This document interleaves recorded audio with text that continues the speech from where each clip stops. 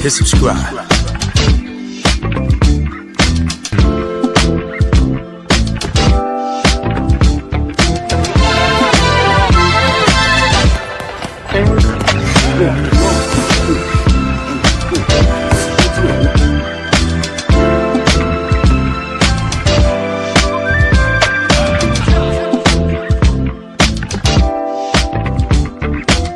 Subscribe to my guy, Uncle D.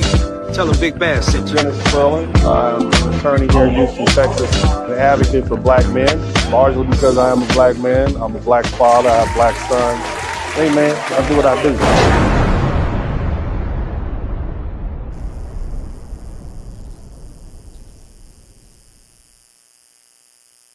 What's up? Welcome everybody. Welcome to the broadcast. Shout out to everybody's here.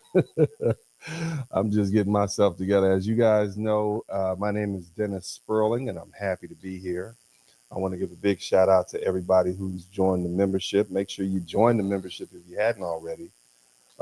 Big shout out to all the people who are chiming in from around the country, around the world.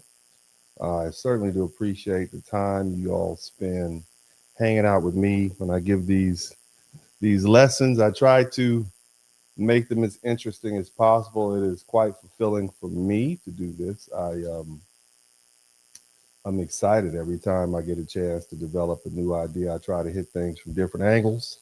And I promise you this week is going to be fun, okay? As fun as it can be. As fun as we can make the commentary on current events. But I just want to thank you all for allowing me to both educate you and entertain you at the same time. And that being the case, if you learn something, I should earn something. Now, that doesn't mean I have to. You don't owe me a dime. Nobody owes me anything. I do this because I enjoy it.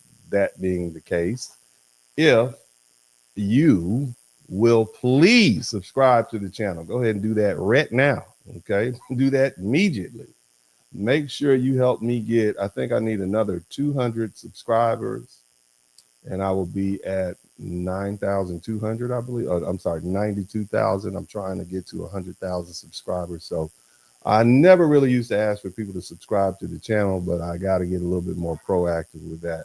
If you've already subscribed to the channel, you probably need to double check, because YouTube and I have not been getting along since I sued them. How about that, bitch? You didn't know that? Because of just what we're dealing with right now. Some people are preferred in the algorithm while others are not, okay? So I need you guys to help me override this YouTube nonsense by subscribing to the channel. That being the case, what we're going to do now, let me recite this title. And all my Samuel L. Jackson fans, you can fill in the blank. Shout out to Samuel L. He's one of our great Black American entertainers, HBCU graduate. I believe he went to Morehouse down in Atlanta. But anyway, you guys, well, you know, here's the thing. We're going to talk about ICE tonight. We're going to talk about ICE, okay? You know, a lot of times when we see these ICE agents and Border Patrol agents, when we look at the videos online, we see men wearing masks with foreign accents, okay, or women with foreign accents. Not all, okay, but enough that it's starting to make us ask the question, what's going on? And oftentimes it's Hispanic accents, okay? And that accent tells us that the person is a foreigner, not born in the United States, because we got a lot of Hispanic people.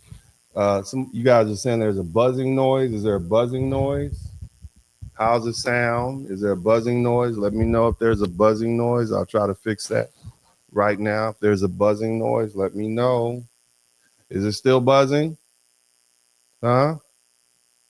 Buzzing noise, hit the number one. Well, let me, if there's a buzzing noise, let me know. We don't want this. Okay, so I'm going to have to go here.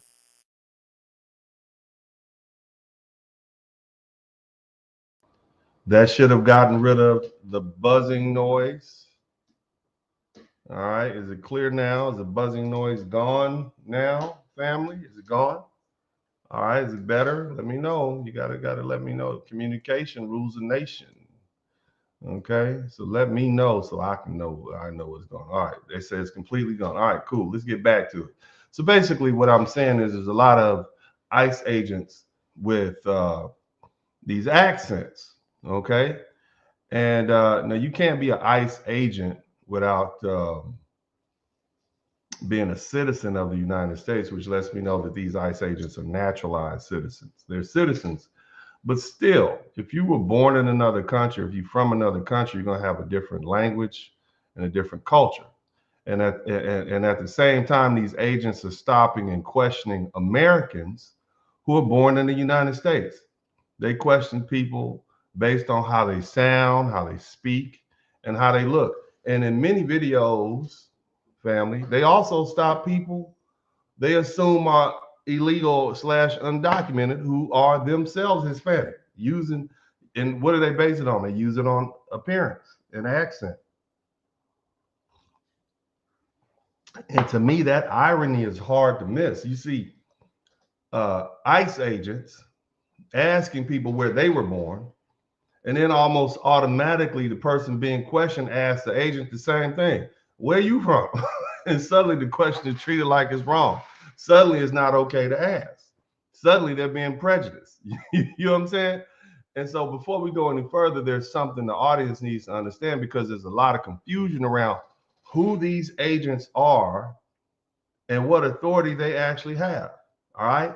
Now, ICE and Border Patrol agents are legally required to be U.S. citizens. Okay. But that also includes naturalized citizens, as I said earlier, not just people born in the U.S. Okay. That means many of these agents were born in other countries.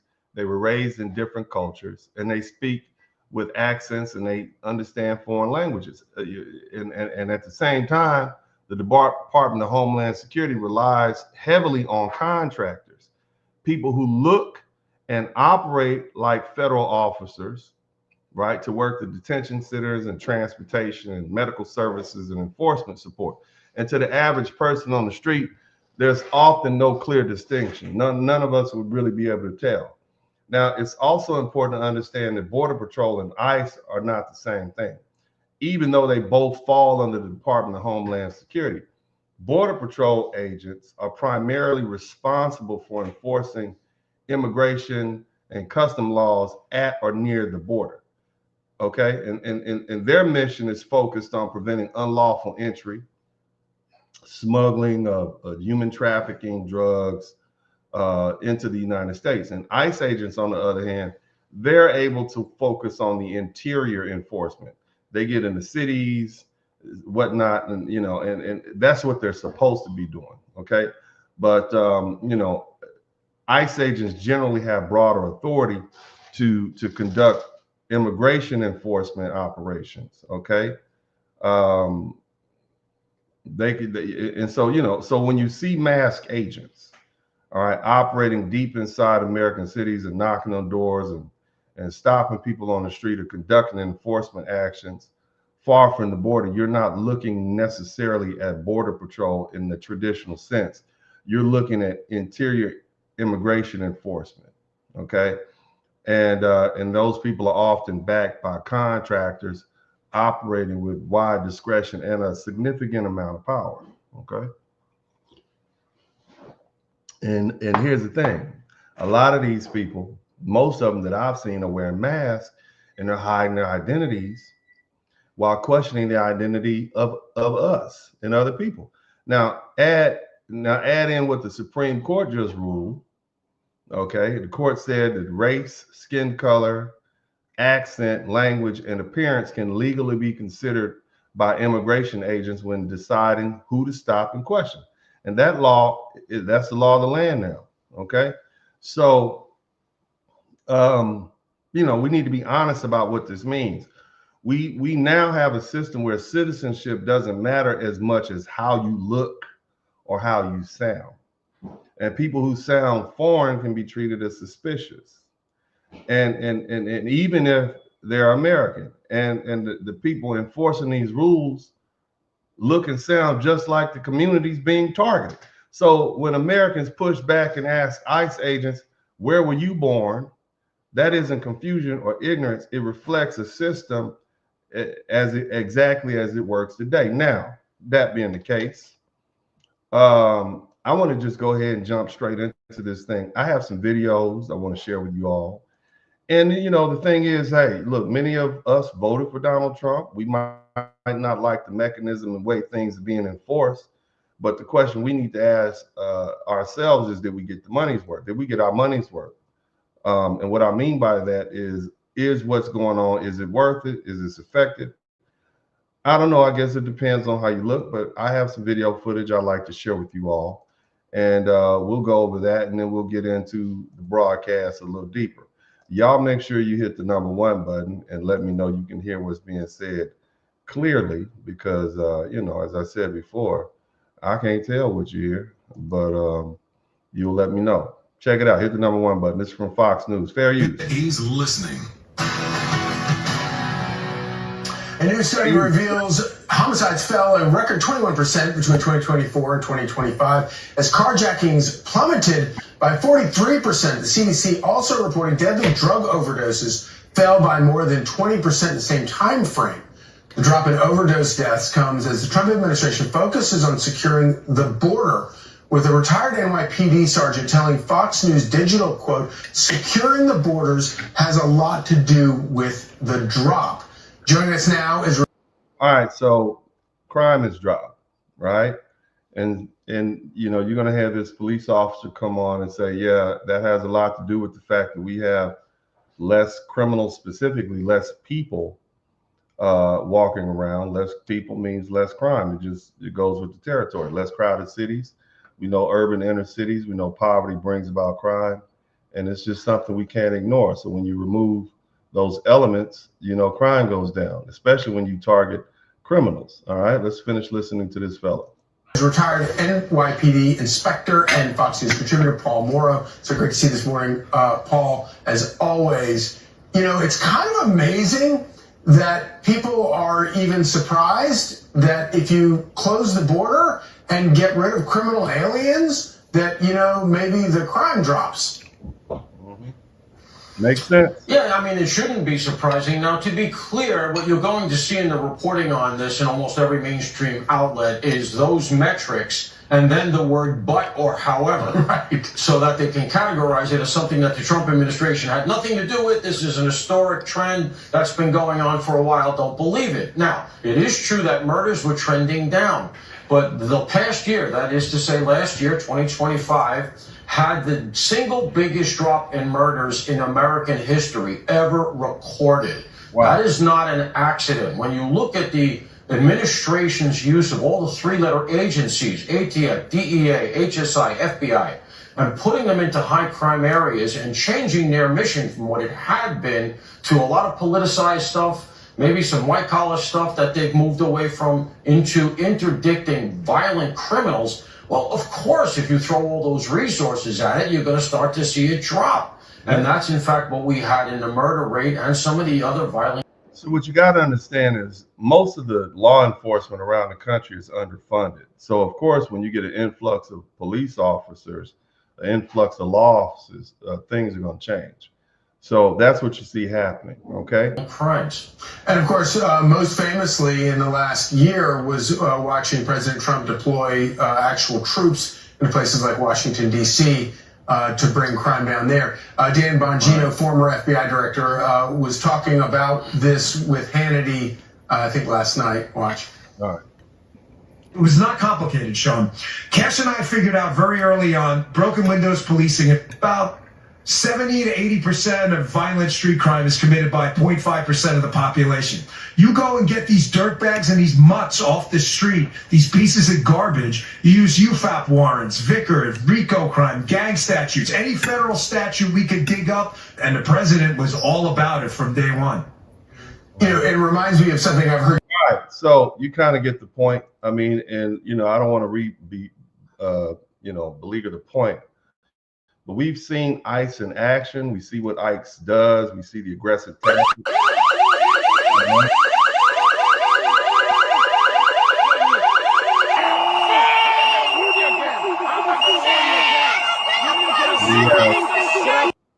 We have ICE, DHS, Border Patrol, whomever you think. Yes, right? Get off the street! Get off the street! You got sprayed? I'm dying, yeah. I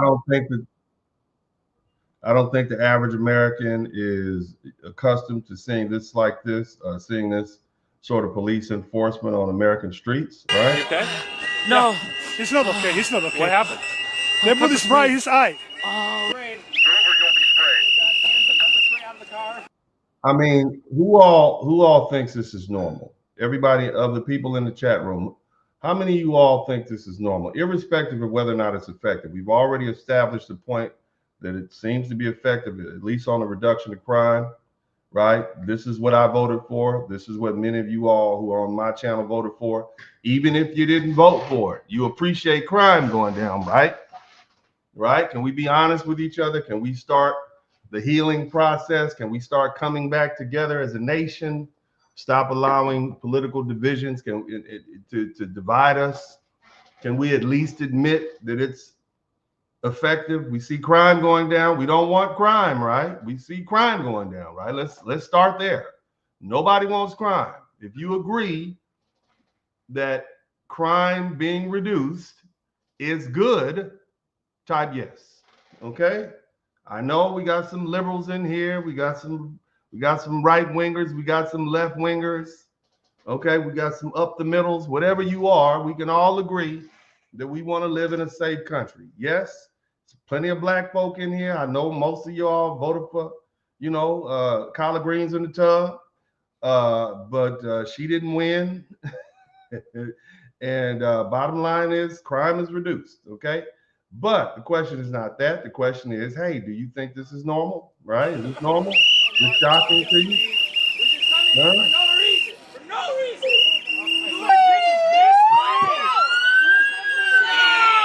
All right. To the average American, does this seem like the law enforcement that you grew up with? Do these folks seem to be, like what you used to be in treated? Right?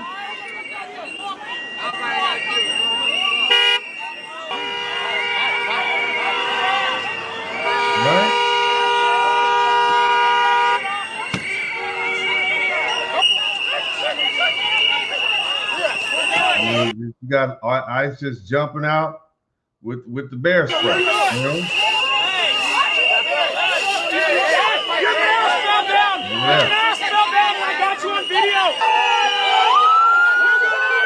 Shout out to all these folks out here protesting. I'm resting, but I support you. And I think I can speak for most foundational Black Americans. We are resting, but I support you on what you do. Okay? And then this is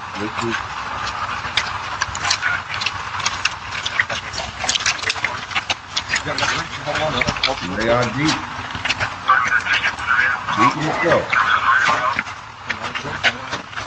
Ice in action, right? Yeah, I got it. This is not Barney Fife law enforcement. This is straight up, full out assault team law enforcement, right? We can agree with that, huh? Yeah, Jack, you're gonna get that guy for here to the solution over there. Okay. Now I can talk. We're gonna get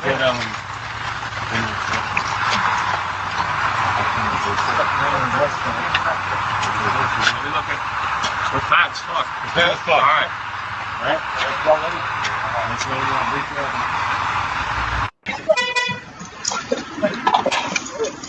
Ice is running them down in the snow, man. Look at him. The man came out of his shoe right there.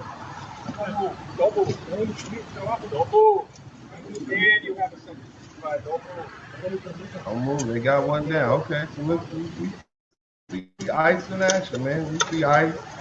Crime rate is going down. I mean, Why are we complaining, right? We should be thankful, shouldn't we? We should be thankful, right? But the question is, I don't know what the hell's going on. this little black couple. Just go. Chill out. Please, we do not need all that. Bro, listen. Born here in Minneapolis? No, Illinois. There's a black American couple being questioned by ICE. I guess they assumed that they were African, and as soon as the brother started speaking, said, "Nah, that ain't us. Nope, not us." Man, you see ain't no foreigners up in here. We ain't Mexican, African, none of that shit. We ain't Mexican, African, none of that. We ain't none of them cans. Okay, keep American. going. I know. So why would y'all even pull me over? You see, Right. What's going on? And who is this? Who's this cowboy? What's going on? Y'all gonna get back in your motherfucking car. Yeah. And to see, the thing I want you all to understand is something that I understand. Black Americans are Americans. Okay, what I notice oftentimes is a lot of the immigrant population, you all are timid when dealing with the police. We are not. Okay, that's the fundamental difference that I need you to understand. A lot of even when you're dealing with juries, I remember I was having a conversation with my dad about 15 to 20 years ago, back when he was still alive, rest in peace, Pop. And he was saying, he oftentimes tries to remove immigrants and foreigners from his jury panel because they're wishy-washy. They'll go either way. Okay. Now you contrast that with the engineers and the school teachers and the scientists. You have to overprove stuff to them. But on the flip side, the immigrants, you want to get them going because they often feel like they don't have a footing to say anything, and it carries over in things like jury panels, etc. And so Black Americans, on the other hand, nah, we got you. We ain't them. We know who you're looking for. We're used to dealing with the police. It is what it is. Leave us alone. You can tell the way I speak that I'm not from somewhere else, and it's not something you can mimic. It's something that Americans understand. Okay. It's something that I guess they call themselves heritage Americans or foundational Americans, which falls under that umbrella of heritage Americans. We just have a different vibe. It's part of the culture, and it's not something that an immigrant is going to be able to pick up on first generation. It might be third generation before you pick up on that. But let's keep listening. That is fucking ridiculous. I know y'all know y'all read my plates. That's fucking crazy. These motherfuckers that read my place, they really came and tried to They done tried to real. These motherfuckers is crazy. This motherfuckers is crazy. Yeah, and they came deep. Wow. I'm like, Miss Katrina, please don't fuck me, man. Man, I told that mother, you better get the fuck out my face, nigga. I ain't giving you shit. Ain't no motherfucking target vehicle, bitch. Family friendly. Now you can't be in there. Stop too much. Here's another one. Check this out right here. He's right here. Oh, don't touch my fucking car. Back up. Don't touch my car. Don't cuss. But you're not gonna do nothing. Don't touch my car. No, you don't do what you want. This is a brother right here. This is black American. This ain't your car. That's her car or his car. That's trying to ask car. if he needs assistance. Why can't she say something? What you ask? But why can't? So what's your badge window number? was down and What you is your put it up. badge number? Señor, necesita ayuda. ¿Cuál es su nombre? Just allow him to say something. Come on, man. Just use a little. Don't touch my car. Don't touch her. I will lock your ass up. No, you won't. No, you won't. No, you won't. No, you won't. For what?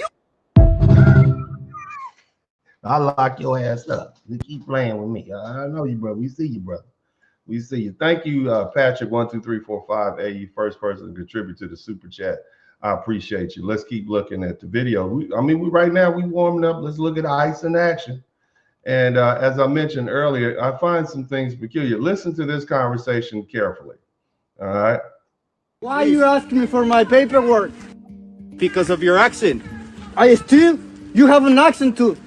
Where were you born, sir? Where were you born at? Put your hands behind your back. Look at that. Ramon Monero was detained by U.S. Border Patrol. See that? My man is like, where you from? Where you from? You have an accent too. How dare you try to ask me where I'm from and you sitting in here with the same accent that I have? You know where I'm from. You from where I'm from, sir. You see that? That I found that quite interesting. Okay, and this is what we kind of want to talk about. Patrol agents outside his home in a Minneapolis suburb. I have to run that. Let me get that back up again because I don't think it was playing through. Hit the number one button. Let me know you can hear what's being said clearly. Okay. All right. Let's keep it pushing. Agent question. Why are you asking me for my paperwork? Because of your accent. I still, you have an accent too. Where were you born, sir? Where were you born at? Where were you born? Put your hands behind your back. Ramon Monero was detained by U.S. Border Patrol agents outside his home in a Minneapolis suburb after an agent questioned whether he was a citizen because of his accent. I'm from this country. I'm from this country. You know what, sir? Now talking to you, hearing that you're not from this country. Okay, not talking like that. What accent is that? You're not from this country. Okay, you might have the papers. Okay, you might be naturalization, but you're not from the country. Okay, I tell you this, but I let you finish. But you're not from the country. Just so you know. You have an accent. I have reason to believe that you are not born of this country. So you just raised an accent? What country? Well, I have to believe that you're not from the country. Your accent is just a tiny bit better than his, sir. Both of y'all are not from this country. Okay, they both of you. Shout out to F the Pete 2095. Where are you from? According to Monera, agents took a photo of him and searched a system that indicated he's been a U.S. citizen since 2019. They also checked his U.S. passport card, which he keeps in his wallet before letting him go. Monera, who was born in Mexico and obtained a U.S. passport in 2021, was detained in front of his 5-year-old daughter. Well, she was shaking when I got in the home, and she's like, "Are you okay? That we're gonna take you? I don't want to lose you." And I'm like, "You're not gonna lose me." Even though I'm a citizen, I'm still feel afraid because they don't care if you're a citizen or not. And especially because I know I have a really strong accent speaking English. I know I can be a target because that's. You do. You probably maybe learn to do American Sign Language so that you don't have to talk anymore.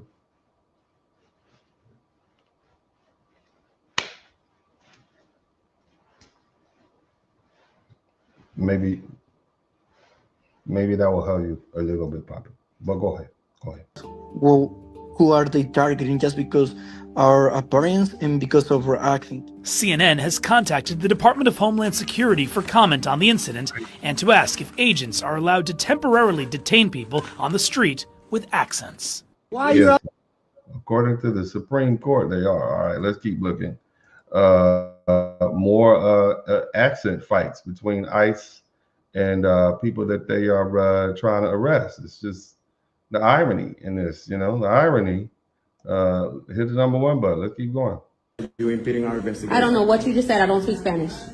I'm not speaking Spanish. I just heard your Spanish accent. I don't know what you said. You're speaking entirely too fast. I don't really want to engage with you, honestly. Just me. I'm just letting you know I'm here. It's for you. A Hispanic ICE. It's for you. All right, you see what I'm saying? They have masks on, so you can't really identify them racially by how they look. But clearly, if you listen to this man, this black woman said, "No, you are not from here." So I don't even know you speaking English, but it sounds like Spanish. Your accent is so deep. ICE agent in Minnesota was confronted by a leftist who criticized his Spanish accent while saying she was defending immigrants. Listen. I'm done talking to you. You can get out of my face. If you continue that, we're gonna arrest you.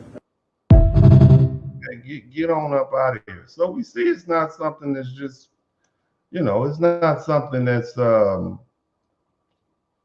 fluke. Okay. Now, I got this other video. I found this very interesting. This is a fella who's obviously he's been dealing with ICE for a minute. Check this cat out. Hit the number one. In ICE custody 2 times. One for 2 weeks and another for 7 months. Right. And I can tell you now, this whole protest, ICE is probably the dumbest thing people could be doing right now. I mean, ridiculously stupendous. Number one, majority of immigrants that get picked up by ICE will have their day in court, and depending on their status and their history, they will also have the opportunity to bond out. So basically what he's saying, if you're supposed to be here, they're sorted out. Here's what's going on that a lot of people don't understand. ICE has quotas to meet. And so they just trying to throw bodies into the machine so they can get quotas, so they don't get yelled at by Donald Trump. They don't want their boss to get fired. And so they're just throwing bodies in there, and they'll let the court sort them out.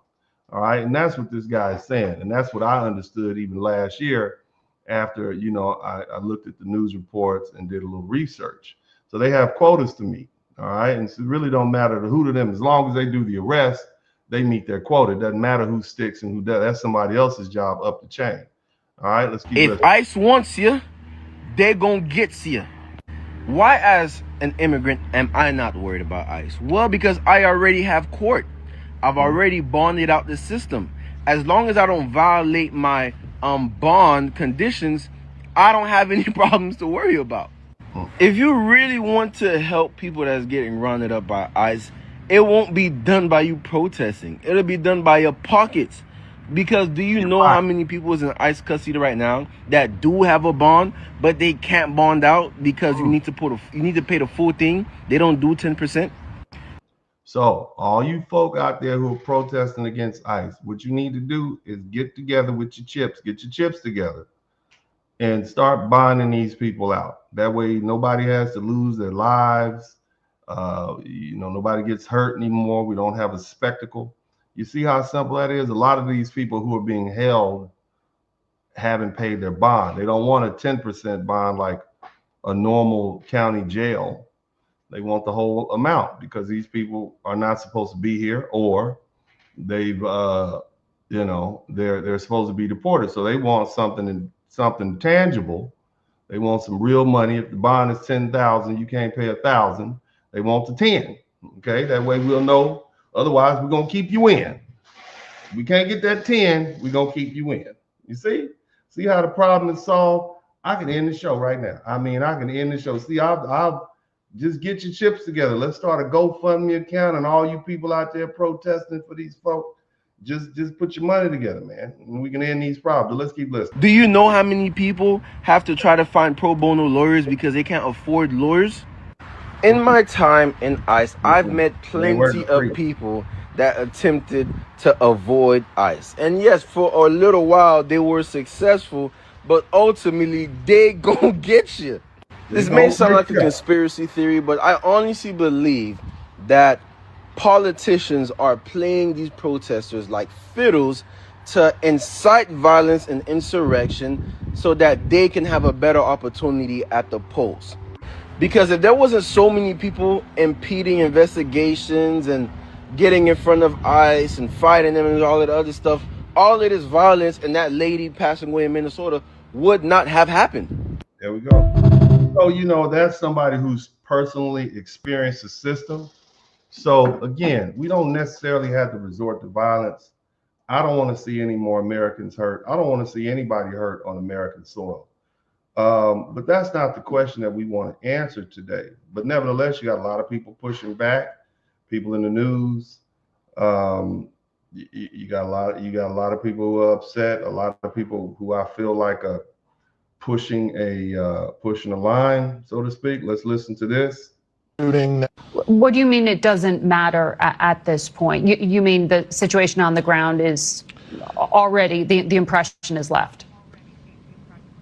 People have had enough. This is the third shooting now in less than 3 weeks.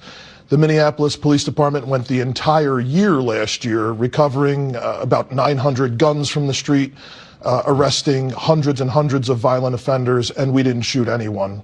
And now this is the second American citizen that's been killed. It's the third shooting within 3 weeks. People have been speaking out, saying that this was going to happen again. And I think everyone is kind of waiting for folks on both sides to come together and just figure this thing out. This is not sustainable. This police department has only 600 police officers. We are stretched incredibly thin. This is taking an enormous toll trying to manage all of this chaos on top of having to be the police department for a major city. It's too. Now, I want you all to remember when Tom Homan said, if these sanctuary cities don't cooperate with us and allow us access to the jails and honor our holds on illegal or criminal immigrants, we're going to come to the neighborhoods. Remember they said that? I remember when Tom Holman said that. I remember, okay, whatever your politics may be, he did say that, okay? And so now you still have these so-called sanctuary cities where you have the state and city governments that don't want to cooperate with the federal government.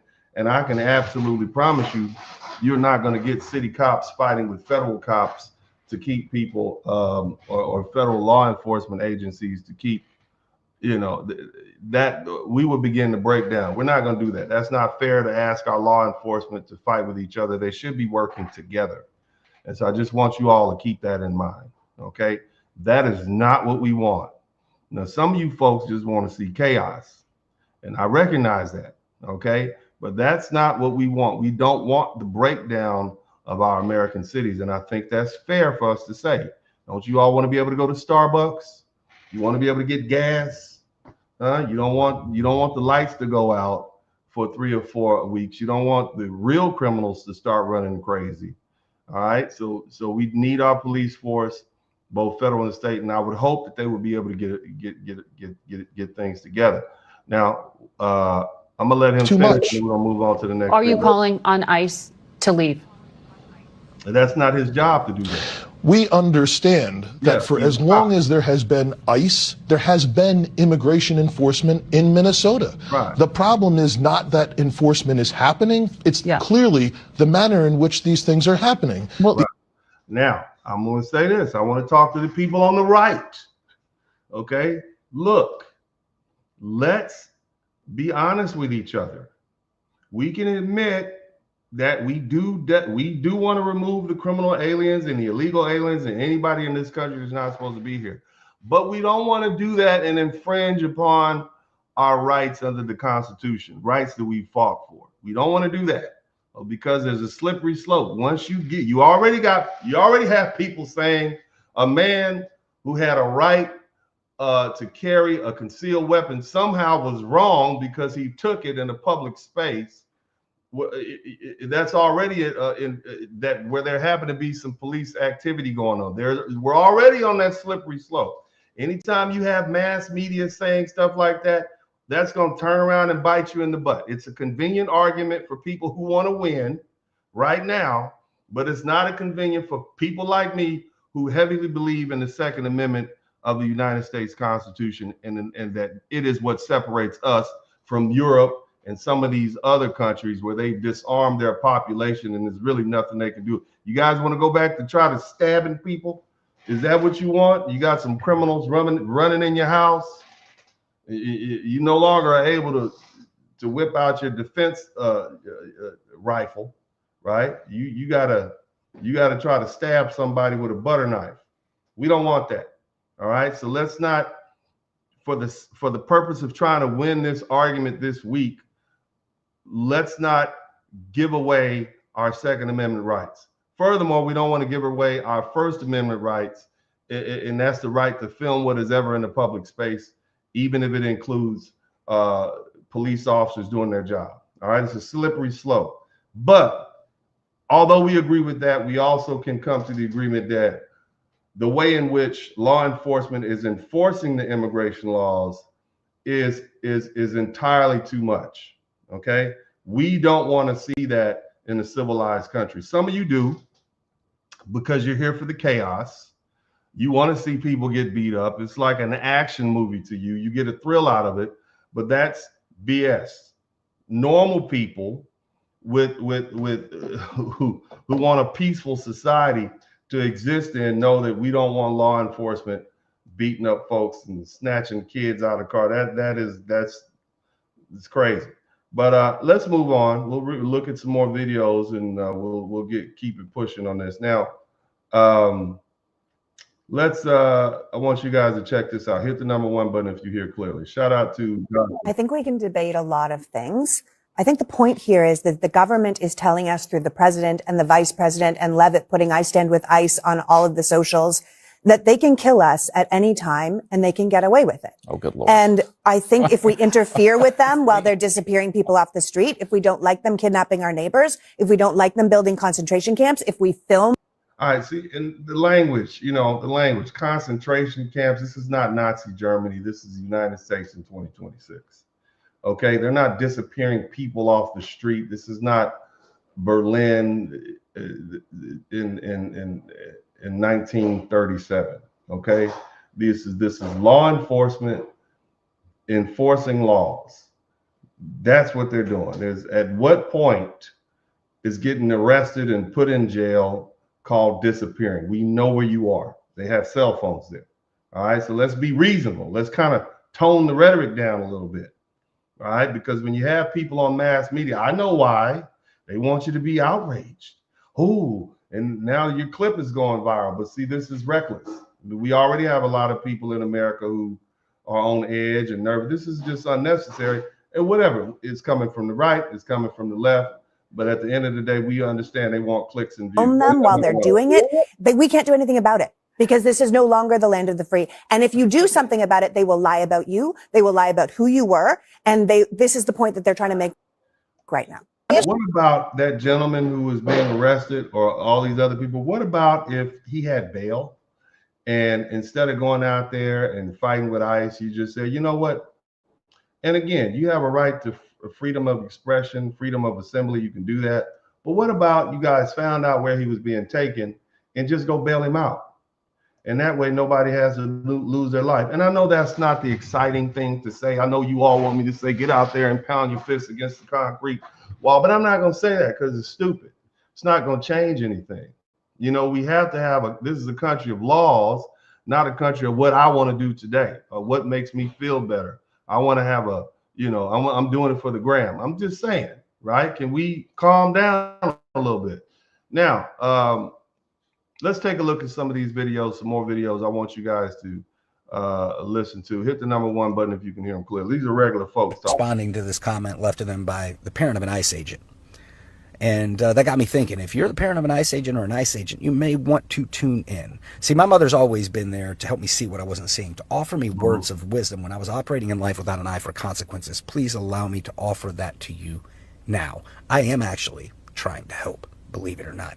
See, you seem to be operating as though this administration will always be in power. Nothing could be further from the truth. And when a new presidential administration does make it into office with an eye for holding these guys accountable, two things are going to happen. They will happen. The only question is when.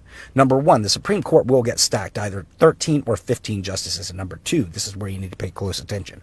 When Trump came into office this time, he completely gutted the Civil Rights Division at the Department of Justice. Then through the big beautiful bill, he allocated tens of millions of new budgetary dollars to ICE and DHS. You obviously know that. But when a new presidential administration comes in to hold these guys accountable, they're going to take those dollars from DHS and ICE. They're going to throw them back at the Civil Rights Division at the Department of Justice, and they are going to hire a shit ton of attorneys to process the backlog of civil rights abuse cases that will be easily prosecutable using the audio and visual documentation currently being compiled. Many of you think that those masks will help you avoid accountability, but they will not, because if you think about it, you've been walking around with a cell phone in one of those tactical pockets of yours, and all they need to do is take the date, time, and location stamp from that video documentation and superimpose it with the date, time, and location stamp of your cell phone records, and when the courtroom portion of the shitty reality TV show does begin, ICE agents will begin throwing one another under the bus to offering testimony to avoid accountability for themselves. And Kristi Noem's not going to keep you out of the hot seat. She can't even keep herself out of the hot seat. So he's not wrong. Right now, we have 2 people who are unalived in Minnesota. And I don't see that Minnesota is not going to be a democratically run state anytime in the foreseeable future. The medical examiner, at least regarding Miss Renee Good, has deemed her death a homicide, which means they have a right to prosecute someone for homicide. And there is no statute of limitation on that prosecution, which means they can prosecute you next year or 50 years from now. They can catch you when you're 70 years old when they find your identity. And I assume the same is going to happen for Alex Jeffrey Peretti. Okay. So, and you know, rest in peace to those 2, whatever position you are. Nobody wants to see the loss of life. We don't want to see our fellow Americans, unalive like that. It's horrible, period. And anybody who thinks otherwise, you're an asshole. Okay, forgive the language, but the thing is, there will be a day of reckoning. And just like this gentleman says, you will be found. If they want to find you, you will be found. And so when Trump is out of there in 3 years, when they get your identity and the indictments come down, there's no one is going to protect you. So these roughhouse tactics where Americans are getting hurt, where Americans are getting unalived, you ICE agents have to be mindful that your directives be damned. Okay, it's going to be your butt that's on the line. I just want you to consider that. So if you are an ICE agent, if you are law enforcement, you're not going to be protected by those masks. Now, I'm gonna get to the crux of the point of this broadcast in a minute. Who are these masked mother effers, and where do they come from? I'm gonna talk about that in a minute, but I want you to let you know the heat is you only got about 3 more years of Trump. Okay. And trust me, we know Trump well enough to know that he's going to go about his business with his billions and focus on his family and himself and be unbothered by what's going on with the minions that he used to enforce ICE. And so, again, let's keep it pushing. Hit the number 1 button. Let me know you can hear clearly. And if you're a minority ICE agent, I wonder if you put any thought into when that does all start, who do you think those racist white ICE agents are going to point the finger at? Good point, yeah. Anyway. For all ICE agents, at the very least, at a bare minimum, at some point in the future, there will be a knock at your door. You are going to spend years of your life fighting in court, both criminally and civilly. That's a fact. Worst case scenario is you will go to prison if you truly are involved in violating someone's constitutional rights. And if you're a minority ICE agent, I wonder who you will look to for protection in prison.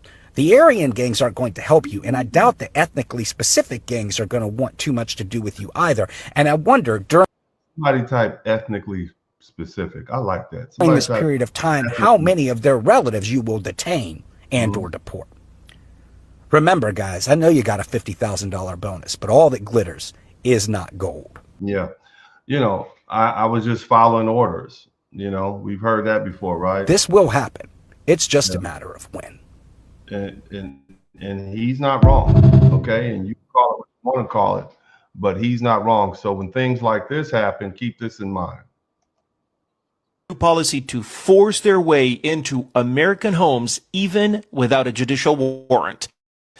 The next stage may have begun. This is going to be a slightly longer video, but I need you to listen to me. This is the document I'm talking about. It says that an internal memo from May 2025 from DHS and ICE authorizes ICE agents to enter American homes without consent, exigent circumstances, or a judicial warrant, which is the basic standard for the Fourth Amendment. The memo authorizes agents to use whatever force is necessary to enter a home with just an administrative warrant. The memo contains only 2 limits to these sweeping new powers, and those are the entering of third-party homes, which cannot be accessed. All right, so basically what he's saying, if there's an illegal immigrant who's believed to be in a third-party home, in other words, the home of someone else who's not the person looked for, not the illegal immigrant, then they're still going to need a traditional warrant for that. Okay, that's what he's saying. All right, ICE has been operating with these administrative warrants. The administrative law judges fall under the executive branch, which is under the Constitution, and you guys know that we're divided into 3 different equal branches: executive, legislative, judicial. The judicial branch can issue warrants. That's what your traditional judge. The executive branch has administrative law judges, okay, that work for ICE, and they can issue warrants, okay, but these are administrative warrants. So that's why when people say, hey, this is a judge, it's a warrant, but it's not issued by a real judge, they're really saying it's administered by a judicial administrative officer, okay? That's what that's what he means. Okay. Using force, and the need for an I-205, which is an administrative warrant that contains a final order of removal. What does that mean? That if the content of the memo is confirmed, the government would be now openly violating the Fourth Amendment rights by allowing federal agents to force their way into a home based on an order issued by the same agency that employs those federal agents. And I'm preparing a Substack deep dive that explains more in detail the content of the memo. So you guys get the point, and that's questionable. I don't know where that particular what lawyer came up with that, but on its face, it seems unconstitutional. It seems like a violation of the 4th, 5th, and 14th Amendment to me. All right, and I don't know what authority they're basing that on, but it stinks pretty bad just on. Just from listening to it. Let's keep listening. We got a couple of more videos. Hit the number 1 button. I don't know what the hell's going on. I think we checked this one out already. We'll go to another one. You guys make sure you let me know if you can hear everything clearly. All right. I need to know. All right.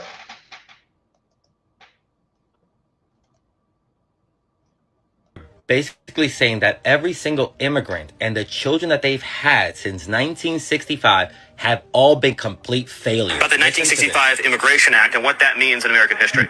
So during the civil rights era, and this is the simplest way I can put it, there was a thought in effect of applying civil rights to immigration policy for the globe and to create a civil right for people from every part of the world to come to America in ever-growing numbers. And so a system that for years, as you mentioned, had been tightly restricted, suddenly established this global ability of people in every part of the world to come to America, to bring their families to America. And so what you saw between 1965 and today was the single largest experiment on a society, on a civilization that had ever been conducted in human history. Yeah. Not just the 76 million immigrants that were brought in, largely from the third world, but their descendants too. So you see with a lot of these immigrant groups, not only is the first generation unsuccessful, but you see persistent issues in every subsequent generation. This is why after Trump won, I said that every single person of color, especially Latino, that voted for Trump basically spat in the face of the civil rights movement and the black community. That these people have never liked you and that they only wanted your vote so then they could take away everything you have. And people were foolish enough to give them that power. Stephen Miller knows his history, and if you're willing to listen for once, let me put you on game. It was because of the civil rights movement and the black community's hard work and their allies that we were able to have immigration reform, which made it easier for a lot of immigrants to naturalize or for them to be able to request their families to come to the U.S. And they were also the beneficiaries of birthright citizenship, meaning their children and their children's children could be born U.S. citizens. And since those laws passed, the right-wing Republicans have all been trying to do everything possible. We tried to tell you. I mean, black people, the good, kind, wonderful black people that care about you tried to tell you. Not me. I don't care. I voted for Trump. Because I'm focused on my own interests, but the good, lovely, wonderful black people that actually care about you, shout out to all the 93% of black women who voted for Kamala Harris, and shout out to the 79% of black men who voted for Kamala Harris, even though that is not in our interest. Okay, but you see, here's the thing. I want you all to remember. I want you to remember. I don't know if you remember. I know people have short memories, and but I want you to remember something. Remember We this. vote for Mr. Trump. We vote for Mr. Trump. Yes, Mr. Trump. We love you. We love you. On the way to the White House. Beyond betrayal. They used us. They actually, during the campaign, and I don't want to make this political, but during the campaign, the elected officials from the Republican Party, they actually told us that he was not going to touch the documented people. He lied, baby. He lied to you. He lied. He lied to you, baby. And I knew what he was gonna do. He never held back. But anyway, let's let the music play. Everybody in the background, come on.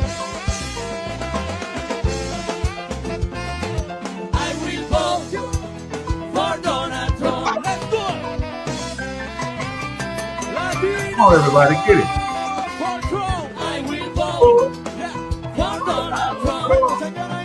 Remember, y'all remember that? That was y'all. Okay, excuse me. Great song. It's a beautiful song. I'm just saying, I remember the beautiful, shout out to all the beautiful, wonderful black people who did their best. Y'all told them, you're good, beautiful. It's not even in our interest to vote for Donald Trump. Our leaders have been telling us. The Democrats opened the borders in 1965, but the real betrayal happened in 1994, because that's the year a black woman tried to warn them, and they silenced her. Her name was Barbara Jordan, a civil rights icon and the first Southern black woman elected to the House of Representatives. She wasn't a Republican. She was a Democrat royalty. President Bill Clinton appointed her to lead the U.S. Commission on Immigration Reform. Her job was to look at the data and answer one question: is immigration good for the average American worker? The Democrats expected her to say yes, but Barbara was honest. She looked at the numbers and she saw the truth. She released a report that shocked Washington. She concluded that low-skilled immigration was directly hurting the most vulnerable Americans, specifically black men without college degrees. She said, immigration policy must put the interests of the American worker first. She recommended cutting legal immigration by 1/3 and cracking down on illegal labor to protect black wages. So, what did the Democrats do? Here, a black woman. What did they do? What did they do when she said that? What did the Democrats do? Did they listen to this black woman that they appointed? No. Barbara Jordan died in 1996. And the moment she was gone, Bill Clinton buried her report. Instead of cutting immigration, they expanded it. They chose cheap labor over black livelihood. She gave them the blueprint to save the black middle class, and they threw it in the trash. You black folks y'all still voted for Kamala Harris. Y'all still did. You still did it. Salute to you. You voted against your own interests when you got Biden in office and he opened the floodgate and let all those folk come up through the southern border. You voted against your interests again when Trump ran for Trump 2, Trump 47. Okay, and what are the the Democrats don't thank you. They mad at you. You got to stop that. But I salute you. You are wonderful people. Somebody type collard greens in the tub. Somebody type collard greens in the tub. That's who you voted for. That's who you voted for. You voted against your own, and guess what? It didn't even work. They didn't even appreciate your family. They did not even appreciate the sacrifice that you made. Okay?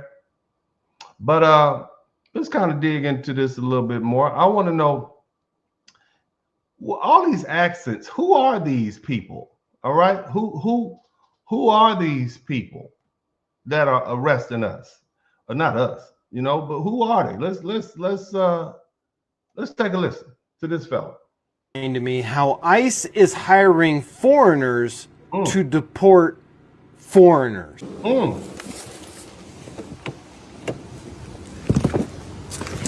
Hey, you touch me? I didn't touch you. You touch me? I didn't touch you. You touch me? It's all on camera. You touch me? It's all on camera. It's all on. You see that? You touch me? Somebody, where my FBA is at? Is he one of us? Is this a foundational black American? Let's listen to that again. Let's listen carefully to the intonation and the syntax and pronunciation of his words. Hey, you touch me? I didn't touch you. You touch me? I didn't touch you. You touch me? It's all on camera. You touch me? It's all on camera. It's all. You see that? Is he one of us? Was that one of our people? It don't feel like he one of us. He don't feel like us. That feel like, I don't know, Haiti somewhere. That feel like Caribbean. I don't know. Maybe, I don't know. That doesn't feel like us. How did he get a job? How did he get? Do you know how these people? Let's keep listening. It's all on camera. You touch me. It's all on camera. You're making contact. It's all. You touched me. I didn't touch nobody. Yes, you did. I'm over there recording it. These are the people y'all giving power to. Is this who you giving power to? Somebody said Nigerian. I need y'all to pick this guy out. This who you gave him $50,000. You gave him a badge and a gun, and he running up on Americans. This is who you put it. Where was the screening process? I'm just saying. Everything. I'm recording. Look at the shoes. That does not look like a police officer. He got a sweatshirt. He just came from the gym. Okay. I'm recording. You touch me? I'm recording. It's okay. I'll put you on the ground right now. Put me on the ground. Put on the ground right now. You hear that? This is who you giving guns to. Go back to work. Yeah. Cut it and show to her. I will. Cut the video and show to her. I will. Cut it and show I will. to her. Cut the video I will. and show to her. I will. Now he black, but he's not black like us. I'm just saying. Cut it and show to her. He got the Raider. Is that a Raider beanie on? He got the Raider beanie on. Damn. This is who ICE hired. This is the face of law enforcement. You see how you look at me? Go to work. Good boy. Now, maybe it's possible this guy's a naturalized citizen or something like that, but I guarantee you that accent, he wasn't born here. He ain't from Oakland. He ain't from Compton. I can tell you that. That is not a Chicago accent. All my people from Georgia. Did that sound like a Georgia accent to you? Okay, I don't know. It didn't sound like a Georgia accent to me. All right. Let's see. Who these. I want to know who these people are. Okay, I want to know who these people are. ICE's ranks right now. Just watch this video. You literally can join ICE and be God's appointed avenger, right? Who seeks to carry out God's vengeance on the evildoer. Immigration is evil, and those who are flooding. Is this Avengers 8? God's appointed avenger. This is what you telling these people? You got this little black African thinking he is God's avenger. Is that what y'all in the introductory class to ICE? You give them $50 a gun and tell them that they're God's avenger? You can't say that. You look, all you white folks who are hiring these Africans, you can't tell them that they are God's avenger and turn them loose on the streets of the United States. What is wrong with you people? You got to do better than that. Have y'all looked? This is who you're hiring. This is who Kristi Noem is hiring right now to be ICE agents. Huh? This is ridiculous. Let's keep listening. Our country, it's not theirs. They are flooding our country like a swarm of locusts and eating up the inheritance that your fathers, by their blood, sweat, and tears, laid up for you. It is a breach of a rebellion against the fifth commandment to honor your father and mother. If you are a heritage American and you can track your ancestry back even just 3 generations. Heritage Americans need to get out there and work for ICE. We don't need to hire these not Americans to be for ICE. Okay, there's a different culture, different language. I'm just saying, I've seen too much, sir. Okay, I know you are God's holy scepter or something like that, but this is not working. You have some degree of heritage here in America. Your fathers, they literally sacrificed for you, and what they did for you and for your. Our father, you mean George Washington? Our father. Let's keep listening, man. Let's keep listening. This cat, man. Children's children is being devoured by those who it does not belong to. This dude has his Dick Cheney confidence, man. You ever watched Dick Cheney back in the day? Dick Cheney would say something and have you believing that every word that came out of his mouth was written in stone and certified by the Lord himself. Just sitting up there making up stuff as you go along. All right. Anyway, so to join the proper mechanism through ICE and to become In that sense, God's appointed deacon to carry out vengeance on the evildoer who is devouring the inheritance of the children. I mean, think about the rationale. You have immigrants, you hired immigrants to deport immigrants because you're saying that they're devouring God's what we're entitled to by God, those of us who are heritage Americans or foundational Black Americans, which apparently falls under that umbrella, but you've hired immigrants to deport them. I don't even understand the rationale in that, sir. But we're gonna move on to somebody else who might make a little bit more sense. You guys make sure you hit the #1 button so we can keep it pushing. I'm gonna let you guys see this video, and we're gonna get to work. All right. Was a 37-year-old ICU registered nurse who was executed and murdered today by ICE in Minneapolis. Who is ICE? 66% of ICE agents are men, 30% of ICE agents are Latino, 50% of Border Patrol is Latino, making it a very close statistic to their white peers. What that statistic means is for every single white ICE agent, there is 1 Latino. For every single Black ICE agent, there are 2 Latinos. For every single Asian ICE agent, there are 4 Latinos. Well, did you all hear that? These are God's. So ICE has hired a bunch of Latinos to be God's Avengers. Somebody type God's Avengers in the chat room. And at this juncture, we'll go ahead and proceed with the broadcast. Now, again, somebody told me on my page that when I said, hey, it appears to me that these ICE agents are actually foreigners or foreign-born people. And somebody said, oh, that's how dare you say that, man? You have no proof. I mean, we can't get our kids to come out the basement, some of us. So what makes you think they're going to go out there and fight ICE in 20-degree weather? Okay. So here's what I want you to understand. And I've done this research. I want you all to visit the DHS website. I want you all to visit the DHS website. All right. And let's go ahead and give a little background. The question today, and we're going to start the learning, is who's enforcing immigration law, right? And I'm going to give you a demographic breakdown, and you can judge it how you want to judge it, all right? ICE, and as I said in my Samuel L. Jackson, who are these mother fudge cakes, and where do they come from, right? I hear ICE agents with Spanish accents and African accents, and I don't know where these people are from. So ICE has expanded to more than 22,000 officers. That's about 120% increase since early 2025. They've added another 12,000 new hires in less than a year. All right. Somebody type big, beautiful bill. And so under commonly cited demographic assumptions, 30% of those ICE agents, that's approximately 6,600, are Latino. Okay. And that's about the same amount of white ICE agents, but they number the Black ICE agents 2-to-1, and some of them are going to be Africans and Caribbeans. They outnumber the Asians 4-to-1. All right, and the Border Patrol, they have somewhere between 19,000 and 21,000 agents, and this is even more concentrated. They got about 51% Latino and 44% white.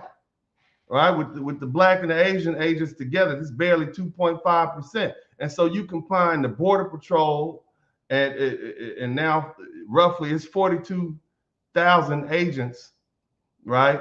More or less 16,800 are Latino. That's about 40%. And so by contrast, in 2023, the entire Department of Homeland Security workforce was 22% Hispanic, 51% white, 16% Black, 6.3% Asian, and of course it's about 70% male representation across the board. Now here's what you need to understand, okay? A lot of these people were not born here, okay? That's what you need to understand, okay?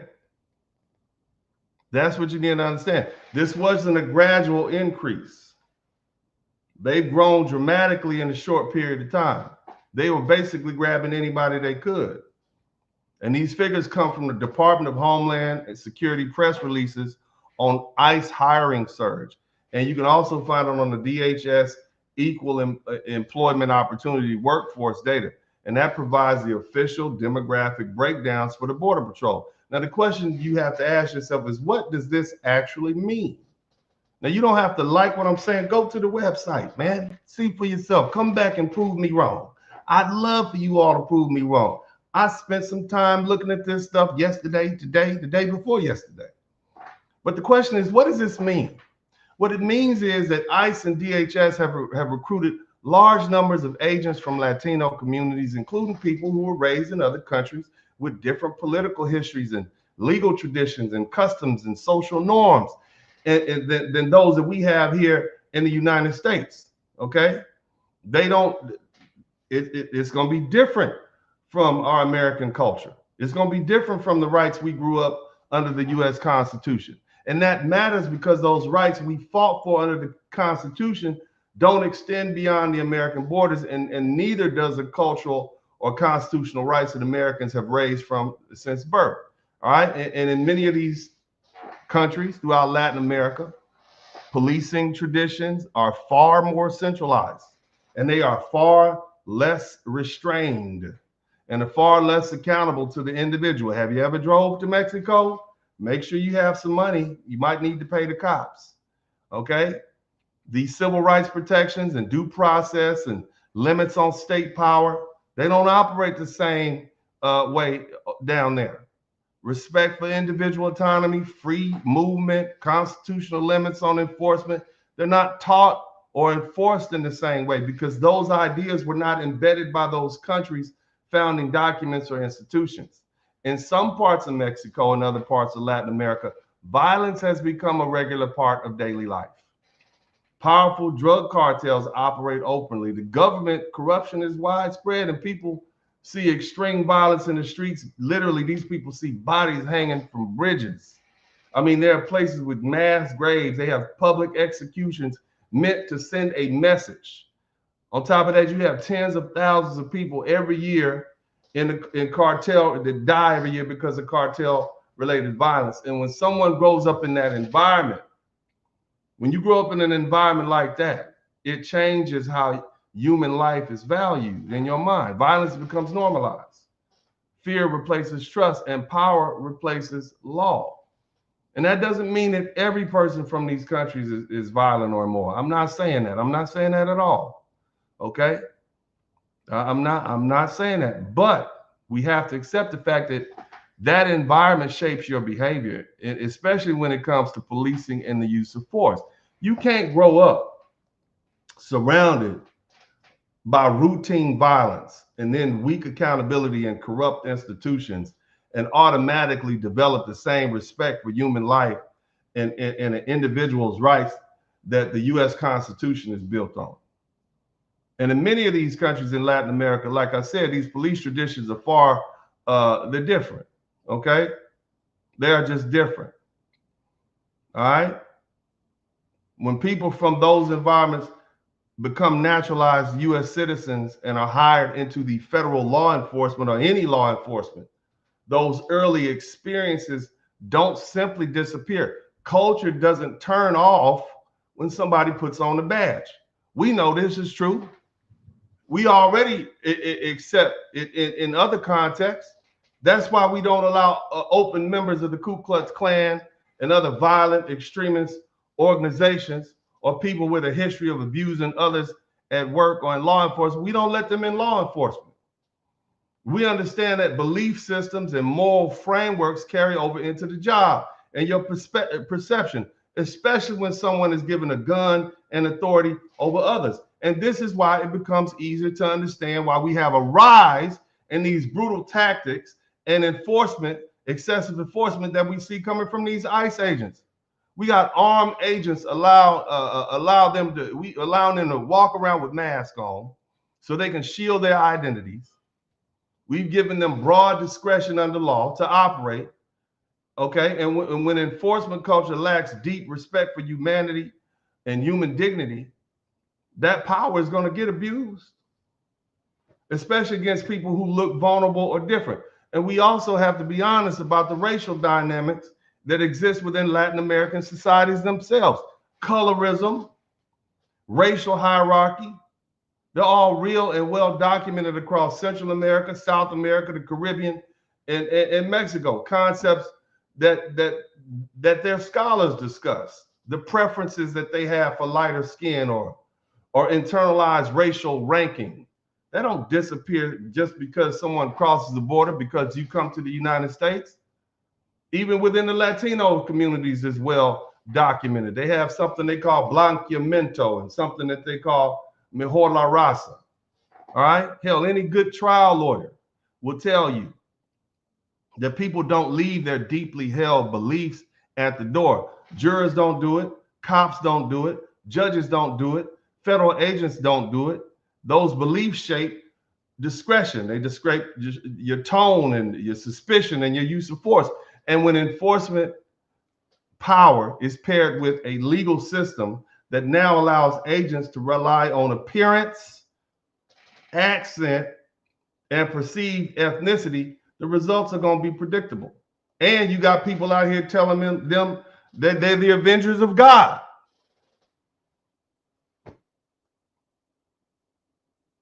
This is not just law. You all are missing the point. Laws are only as fair as the people enforcing them. Black people have been telling you all that. And so what you are witnessing is not neutral law enforcement.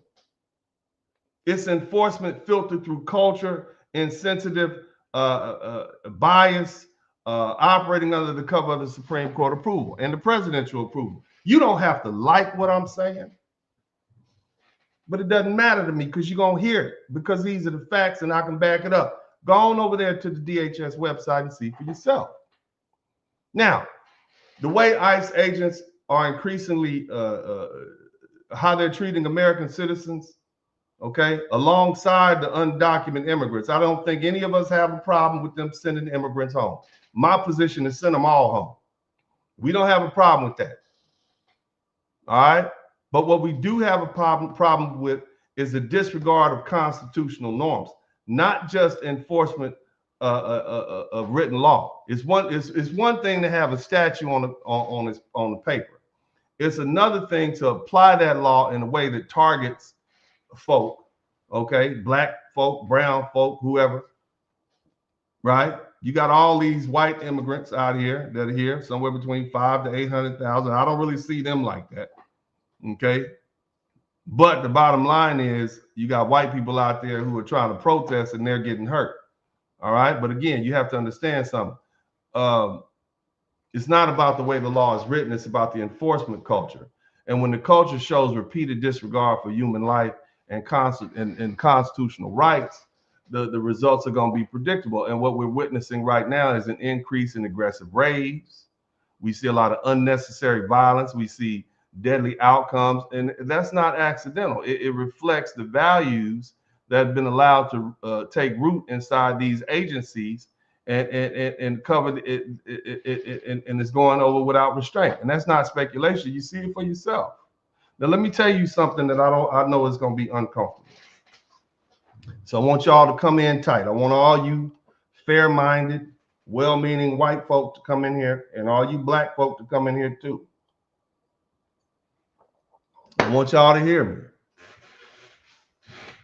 You have people who come to this country illegally at one point, and they never embrace the ideals of America. They never cared for it. They're here to make money and send it back home. Then they ended up staying here and having children in the U.S., and the children grew up in the U.S. But they were never taught to love this country. And now those kids who are U.S. citizens, because they were born here, have grown up with that anger towards the United States. And every time something happens, instead of looking inward, they use race as a crutch. They say it's because you're racist. If you don't get the outcome you want, they say the system is rigged. If they fail, they say stuff like they don't want people like us to succeed. If they're unprepared, it becomes we're never given a fair chance or education failed us. Everything turns into generational trauma or oppression. And that's just, or that's just how society is. If nothing else, they can't claim anything else. It's never going to be about personal responsibility. Okay. That's never going to happen. They compare themselves to others and they say, look what these people have. The other groups get special treatment, or they claim, they're scared of us instead of asking whether they show discipline or preparation or long-term planning. The reason I know so well, because I see it happening in the Black community all the time. You start telling Black people to take personal responsibility, many of them will listen, but some will be like, oh man, here you come with that, pull yourself up by your bootstraps. I'm like, damn, if everybody else can do it, you can do it too, bro. But they're not trying to hear that. Okay? This is what I'm just telling you. And see, here's the thing. When everything else fails, it's always, well, if I had what they had, I'd be winning too. But at no point is there accountability, only excuses dressed up as explanation. You can disagree with me, but I know it's to be true, and anybody with common sense is agree with me. But here's the thing about the immigrants. They hear the stories from their parents and their grandparents about how great life was in their home country. But they never really lived there. And if they've been there at all, it's been for short vacations. They don't understand what it's like living there when the power goes off, or when the Wi-Fi doesn't work, or when the toilets stop running. They don't know what it's like when the basic services fail, like the water and the electricity. Nobody's coming to fix it. You're just going to do it out. See, all they really know is what they're told, that everything was great over there. So they build this romantic picture in their head of a place they don't actually know. They start digging into their own version of history, talking about land being taken and how it was theirs. And for instance, when dealing with the Mexican Americans and whatnot, you explain the land was bought and paid for by the United States after the Mexican American War. They say it was forced. It was forced. If I'm in a war with you and I want to take your land and I won the war, I'm not paying you a damn thing. But in this particular case, that's not what happened there. All right. After the Mexican American War, and I know most of you all probably know this already, but I'm just going over it for the people who don't know. After the Mexican American War, there was a treaty called the Treaty of Guadalupe Hidalgo in 1848. Mexico lost the war. American forces pushed all the way to Mexico City. And even after winning this decisive war, the United States still paid Mexico $15 million for the territory, which included California, Arizona, New Mexico, Nevada, Utah, and some parts of Colorado and Wyoming. The offer to buy, and shout out to Black Marvel, the offer to buy the territory had actually been made before the war, when it was referred to as Northern Mexico, and it was refused. And after the war, the U.S. still paid anyway, and also assumed millions of Mexican debt. Okay, so along with giving them some money, we absorbed the debt. But if you run that back, $15 million is about, a little under 70, 2/3 of a billion, $700 million today in 2026 money. That's real money. That it was a purchase. Okay, but you can't tell them that. They still believe they're entitled. They believe, and that belief turns to resentment. And see, that resentment turns to resentment towards America. And even though the land was won in the war and they were paid for it, they still have that resentment. But see, here's the part they never explain. If life is really that great, if the country was really that fair and free, right, there wouldn't be so much desperation there. All right, and folks would go back. There wouldn't be this constant fight against being removed. And so that contradiction is obvious to me. They glorify a country they don't want to return to while criticizing the one they refuse to leave. And that tells you everything you need to know about these folks. It tells you nobody loves their country more than the people who don't want to go back to it. And I've learned from watching immigration enforcement up close that nobody praises their home country more than people fighting the hardest not to be sent back. Nevertheless, this is a mindset. Now, I want you to imagine this. Picture this, as they say in New Orleans. Picture this.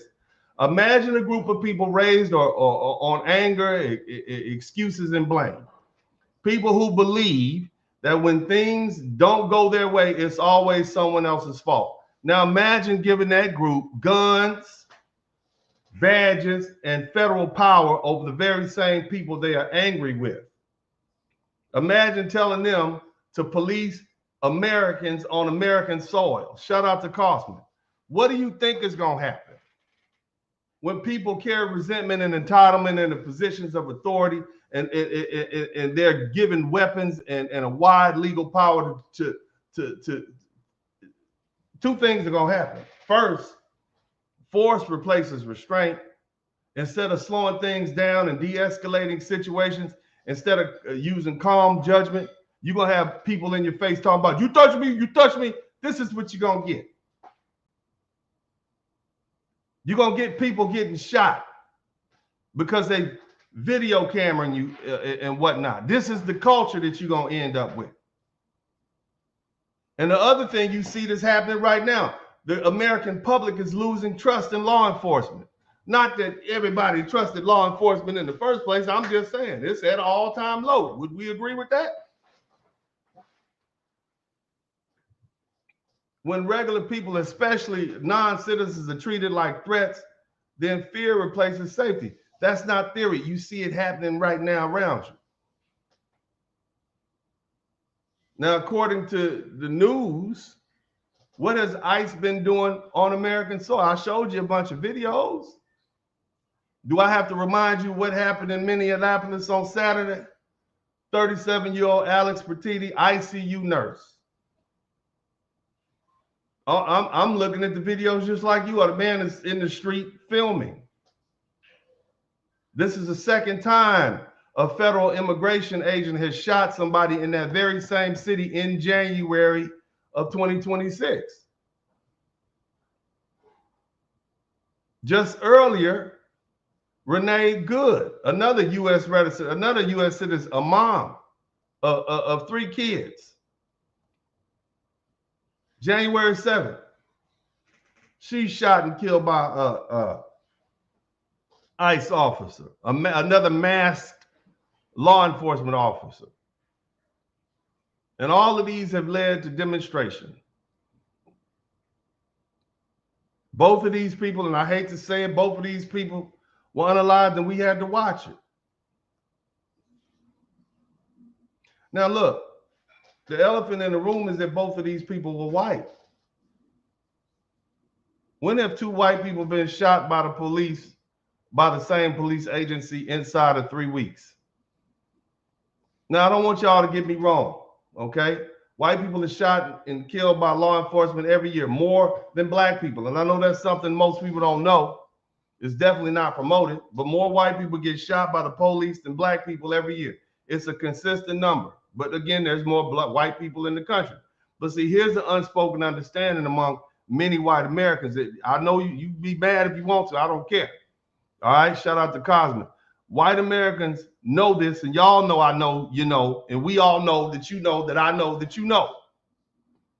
I've personally seen white suspects fight with the police and still not get shot.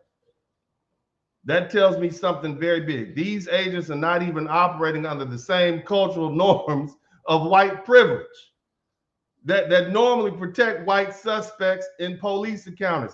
This looks like a whole different mindset, a foreign culture operating with force. And as a black American man, I've seen this play out every day. Year after year, century after century, white people are almost never shot and killed like dogs in the street like that. Law enforcement goes out of their way not to shoot white people. That's how we know law enforcement doesn't need more training, because they don't shoot white people down like that. But hell, these ICE agents are treating they are treating white people. I mean, think about that. I've heard stories. You got mass shooters in the church. They took this boy to get a cheeseburger at McDonald's or something after he just shot up a black church.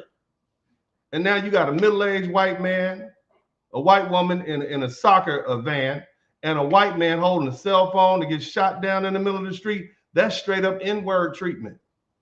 That with the hard ER. You understand me? And it doesn't stop there. These same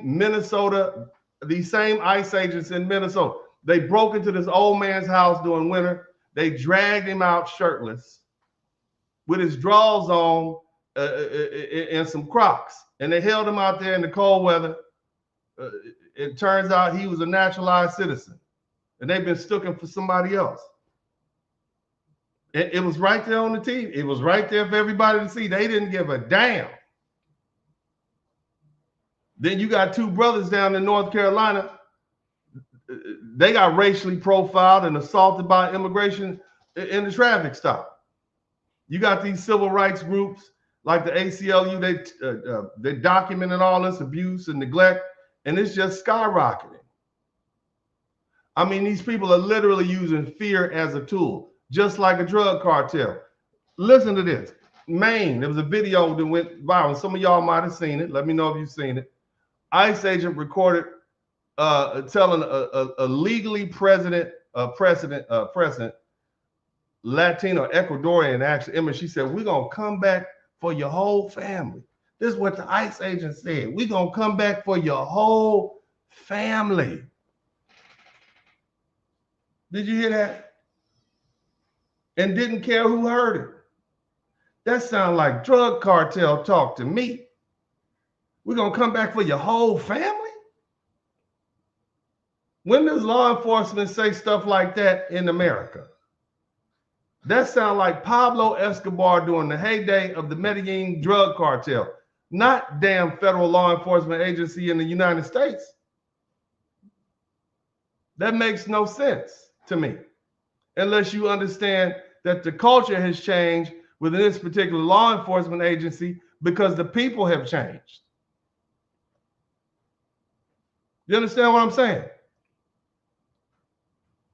When you arm federal agents and you give them wide authority and you allow them to hide their identities and remove their accountability, they show you who they really are. Especially when they already have a combative mindset. What are you going to get? The predictable results. You get more violence, you get more fear, you get innocent people caught in the middle. And these are not isolated incidents. These are real consequences about how power is abused, and you're going to see more of it happen. Now, the question I have to ask you all, and I want you to listen now, because I'm doing my part. I want you all to listen. If you mad, put a cape on and be super mad. I don't care where you stand, how you feel. We're going to be America first up in here. And America first means something different to me. It means putting Americans first. All right? And along with putting Americans first means American safety. So y'all listen. Whatever your political leanings are, I want you to ask yourself, as an American, as a part of the American public, what would you do if you found out the agents who are infringing on the rights and unaliving American citizens and beating up American citizens were a bunch of foreigners? I want you to think about that for a second. I think Americans would be furious. Black Americans would be furious. White Americans would be furious. Everyone who calls this country home, heritage Americans, would come together in outrage. Or as Black Americans describe ourselves, now that we've delineated, foundational Black Americans would feel the same. America knows itself. Let's have a heart-to-heart conversation. We know us. The federal government knows America. If this were widely known and confirmed, it would be a media storm like we've never seen. People would be calling for resignations for leadership, legal action, and we have some serious reform real quick. Because when it comes to racial tension and national pride and fear of outsiders, America has a long history of reacting loudly and strongly to all of that. And everybody knows what happens when Black Americans and white Americans come together in a common cause. That's exactly why our government and our institution and these wealthy elites have spent so much time and energy keeping us separated and at odds with each other. You can go all the way back to Bacon's Rebellion. This is before this was even a country in 1676, 100 years before we even became a country. You had basically a black and white multiracial group of poor white settlers and poor black people, some slaves, some free, some indentured servants. They were angry with the wealthy white landowners from England and the governor. They were hoarding all the land. They were imposing heavy taxes, and they weren't giving anybody any protection from the raids that were coming from the Indians. You were just basically out there on your own. And what they did was they deliberately tried to divide and rule folk with these tactics. They kept poor people fighting each other instead of the ruling class. And for a brief moment, poor black people and poor white people realized they had more in common with each other than with the elites. And they burned Jamestown to the ground. They directly challenged the colonial authority, and it terrified the ruling class. And what happened next was critical. I want you to listen to me. After Bacon's rebellion was crushed, the colonial elites, they changed strategy. What they end up doing is they figured out ways to harden the racial divisions. They expanded chattel slavery. They gave poor white people a few more legal rights and legal advantages over black people to try to break the alliance. You understand? They wrote laws to make whiteness a privilege. And in other words, modern American racial hierarchy was built as a direct response to poor black people and poor white people coming together. And that's why historians often say race in America was constructed to prevent class unity. And that fear never went away. Now you can fast forward to the civil rights movement and see the same pattern repeat. The moment major civil rights leaders pivoted from race alone to unity across all Americans, they got removed from the board. We just had Dr. Martin Luther King's birthday. By his final year of life in 1968, King had broadened his focus beyond just civil rights. And he began challenging the economic power in the U.S. foreign policy. He launched the Poor People's Campaign. He didn't say poor black people. He didn't say poor white people. He didn't say poor Asians and poor Mexicans. It was the Poor People's Campaign, which explicitly was multiracial: black, white, Latino, Native American, poor people of all backgrounds. The goal was economic justice. It was jobs. It was about wages. It was housing. It was dignity. Dr. King openly said that America had moved from civil rights problem to a class problem. Now, look, you may disagree with that. I know I got some pro-blacks in here. Y'all like, it's always about white. I get it. You can have that. I understand what you're saying. Yeah, we'll talk about that another day. But what you can't refute is that he publicly opposed the Vietnam War, and he called the United States the greatest purveyor of violence in the world. And he tied the military spending abroad to poverty at home. And that alienated him from the White House, corporate media, major donors, and even the civil rights allies. This man was trying to build cross-racial working class unity. And guess what ended up happening? The man went to Memphis to support the sanitation workers when he was assassinated on April 4th, 1968, while preparing for the Poor People's March. And there's no proof. There's nothing evidence showing that he was killed because of the Poor People's Campaign or his anti-war stance. But those positions dramatically increased the hostility towards him and the surveillance on him and his isolation from power. You see? In other words, when he began to say we're going to unite across racial lines, he became more dangerous. And the same thing happens with Malcolm X.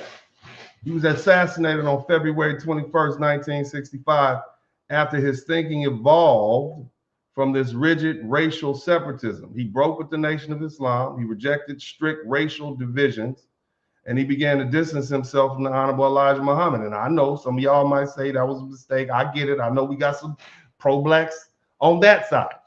Okay, but he began to travel abroad. That included Mecca, and Malcolm began to frame Black oppression as a human right issue, not just as a civil right. And he spoke about unity among oppressed people of the world, poor people. And so he softened his language. He stopped calling white folk devils. He stopped it, right? Man, boy, I'm telling you. You see what I'm saying? He stopped calling white folks. He softened his language. He started creating some cross-racial alliances. He focused more on system over skin color. And guess what happened? He was assassinated.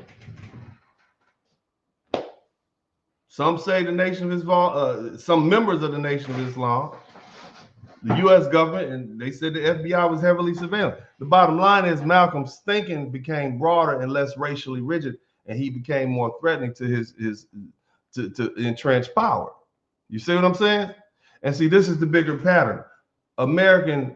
Across American history, when leaders say stay focused on race, when they can be contained. When they start challenging economic power and class hierarchy, they become dangerous. And when they start building cross-racial unity, that threat level skyrockets. So you see a pattern in Bacon's Rebellion, in Reconstruction coalitions, populist movements, King's Poor People Campaign, and Malcolm X's final years. So the instinct here is right. It's not just race that triggers repression. It's unity across race combined with economic political change. Now, think about the reaction. Okay? Think about it. We got people out here beating up Americans. All right? We know our xenophobia. We know our racism. And come to find out, these people are not even, they're foreigners. You understand? We know that. We know how racist we are. Black folks. Look, let me talk. All the foundational Black Americans, come to the front of the room. I'm about to tell a secret. I want all my FBA, type FBA in the chat room. Brothers, sisters, come on in here. We know that we can be just as prejudiced and bigoted as most of the most redneck, racist white folk that you've ever met. I'm telling the truth. You can't help but absorb the mindset in a society where racism and prejudice are practiced and embedded in the culture. Now, think about the reaction you would have if you find out that these agents from outside of America, people who are not from here, are the ones beating up and unaliving and brutalizing Americans. Let's not even worry about the white folks. The Black folks alone. I can imagine all the Ebonic sounding racial epithets that will be coming out your mouths after you leave church on Sunday when you find this out. You understand?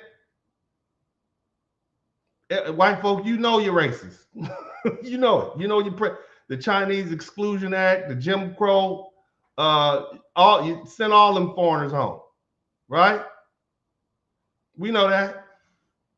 And Black folks know I'm telling y'all the truth too. We don't like Africans. We don't like Caribbeans. We don't like Mexicans. We don't like whites. We don't like nobody. And let's be honest. Okay? Let's not hold back. Let's tell the truth. Okay? We got just as many jokes about white folk, Mexicans, Asians, and anybody else that they have. We might not share them openly like they do. Right? Except maybe in jest. That's why we have all these great comedians. They do an excellent job at telling how we really feel. Right? I'm telling you the truth. Okay?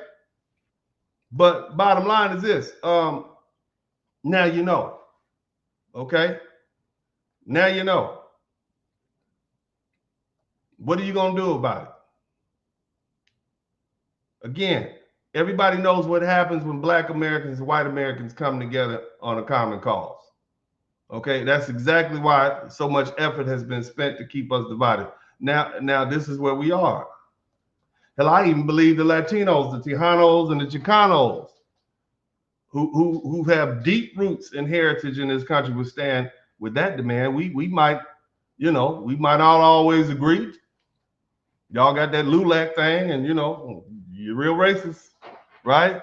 But I think we can come together on the fact that we don't want foreigners up here beating us up, pulling us over, creating this climate of fear.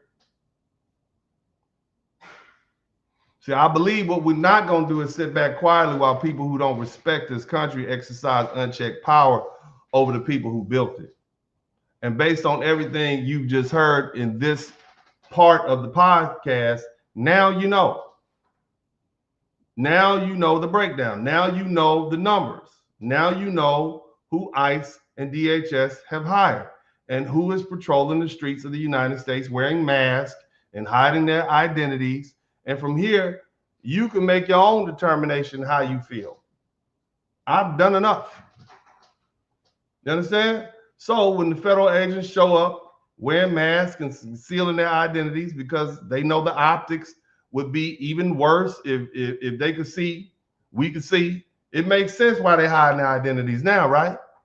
It's already bad enough that people hear the accents and feel like these agents don't sound like a traditional domestic law enforcement officer. Okay, but see, at that point, once Americans, able to confirm just by looking at them that these folk are foreign born, first generation, whatever, then the cover's blown. You see, the cover's blown. Now, let's continue. Now let's get down to what I want to really get down to. Hit the number 1 button. Now, are y'all still with me? Are you bored? Are you bored? I hope you're not bored. I have something really exciting I want to discuss with you all. And now that I've baited you all in, you learn something and you're going to really learn something. Somebody type really learn. Come on in. Let's talk about an open republic and the risk it always carries. Okay, so now you understand who's enforcing the law and how quickly that enforcement arm has grown and what kind of power it's been given. But see, here's a bigger question we have to ask. Okay, it's one that goes beyond immigration, beyond ICE, and beyond this movement. What kind of country is the United States really? What America's not just a nation, it's a republic, and it's an open one. It's a system built on laws, not rulers. We don't have kings. Somebody type no kings in the chat room. We have a society where citizens have rights, where movement is free, where opportunity exists, and where power is supposed to be limited by the Constitution. And that openness is what makes America strong. It's what allowed people from all over the world to come here and build lives and contribute. But the same openness also carries a risk that most people don't like to talk about. See, an open republic assumes something very important. Shout out to Urban Eagle. It assumes that people entrusted with authority believe in the system they're enforcing. It assumes shared civic values. It shared respect for law, shared understanding of restraint, of human dignity and accountability. The system works when people hold power, when they see themselves as servants of the republic and not rulers over it. But history shows us that open societies can be exploited in the same way. It happens over and over again. And sometimes the most technical, qualified person to do the job doesn't share your culture. They don't share your values or loyalty of the society that they're serving. Somebody type H-1 visa. And see, when you give that person the reins of power, especially over enforcement power, you don't always see the consequences right away. But by the time you do, the damage is already done. And see, this isn't a new problem. It's not even unique to America. In fact, we've seen this movie before. We've seen it play out a much larger stage over centuries by another republic that grew into a global power. And it opened itself up to the world, and it eventually lost control of who wielded authority. And that republic was Rome. Yes, I said Rome. We're about to talk about Rome. We're going to talk about Rome, not current Rome, ancient Rome. So go ahead and run away if you want to. But see, here's the thing. The reason that Rome matters is because it's not because of the ancient ruins. It's not because of the history books. It's because the United States now occupies the same position Rome once did. The dominant power of its age, an open society, a republic turned empire, struggling to balance the expansion, security, and internal cohesion. And to understand where we're headed, you have to understand how the story ended and why. Now, the first thing is Rome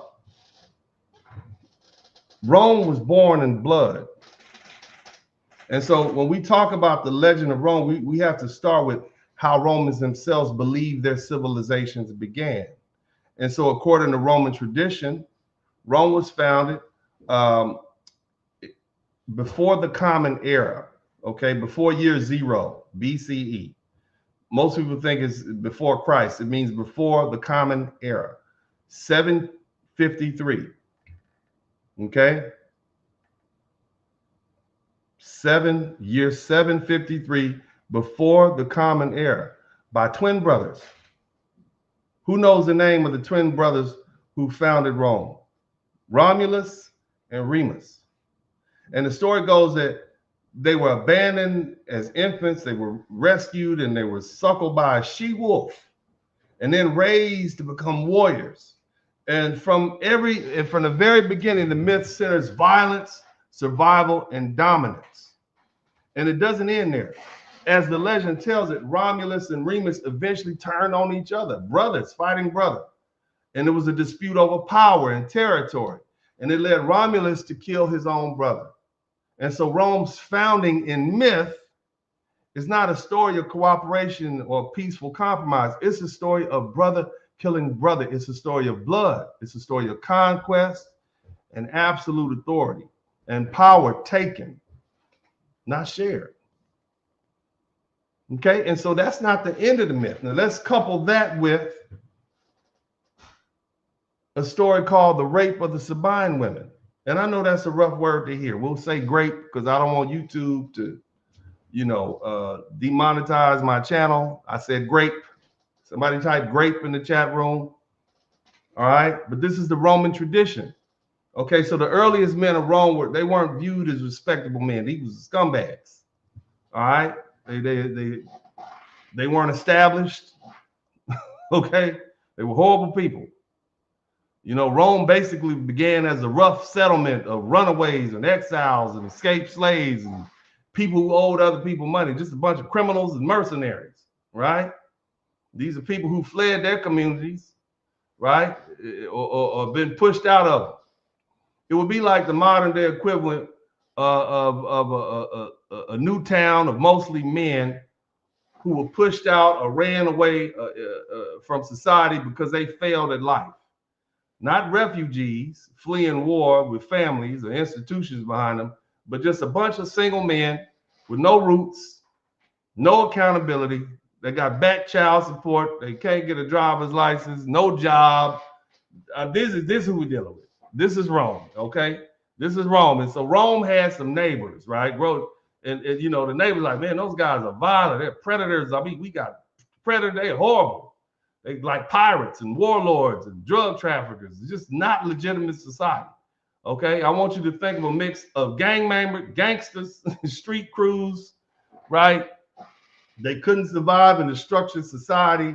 They're failed militia dudes from like Utah somewhere, a bunch of mercenaries from Ukraine, and moving from one fight to the next, just conflict after conflict, career criminals, all sort of stuff, scamming, hustlers, murderers, robbers, carjackers, car thieves, everything, hustlers, everything's bad. It's just bad, right? Just bad. No allegiance, right? Nothing. Just horrible people. Okay. No family, no church, just lawlessness over there in Rome. Just horrible, right? And so again, Rome was not respected. I mean, people were like, "Nah, keep them over there. They out there pooping outside, peeing around the side of the house. They wear the same clothes every day. They're horrible." This is what people thought about Rome, the Romans. And look, the Romans admitted, this is us. Matter of fact, Rome at that time had an asylum policy. Look, you want to come to our town? We ain't worried about what you did, baby. The slate is clean. Just come through. All right. Somebody say, take me through there. They just take me through there. This is Rome, man. Just horrible. Right? And now imagine this. It's just a bunch of dudes over there. Okay. If you were unwanted, you could go to Rome. And there's a bunch of dudes, but nobody wanted to give them their daughters. Would you send your daughter over there with that? They didn't even have any alliances with it. Nobody even wanted to be their friend. We don't want to have your back, sir. You all are nasty. Okay. And so what was their solution? It was violence. Okay. So at some point, Rome didn't civilize these men first and then build power. Rome built power with them the way they are, and later wrapped that power in law and architect and myth.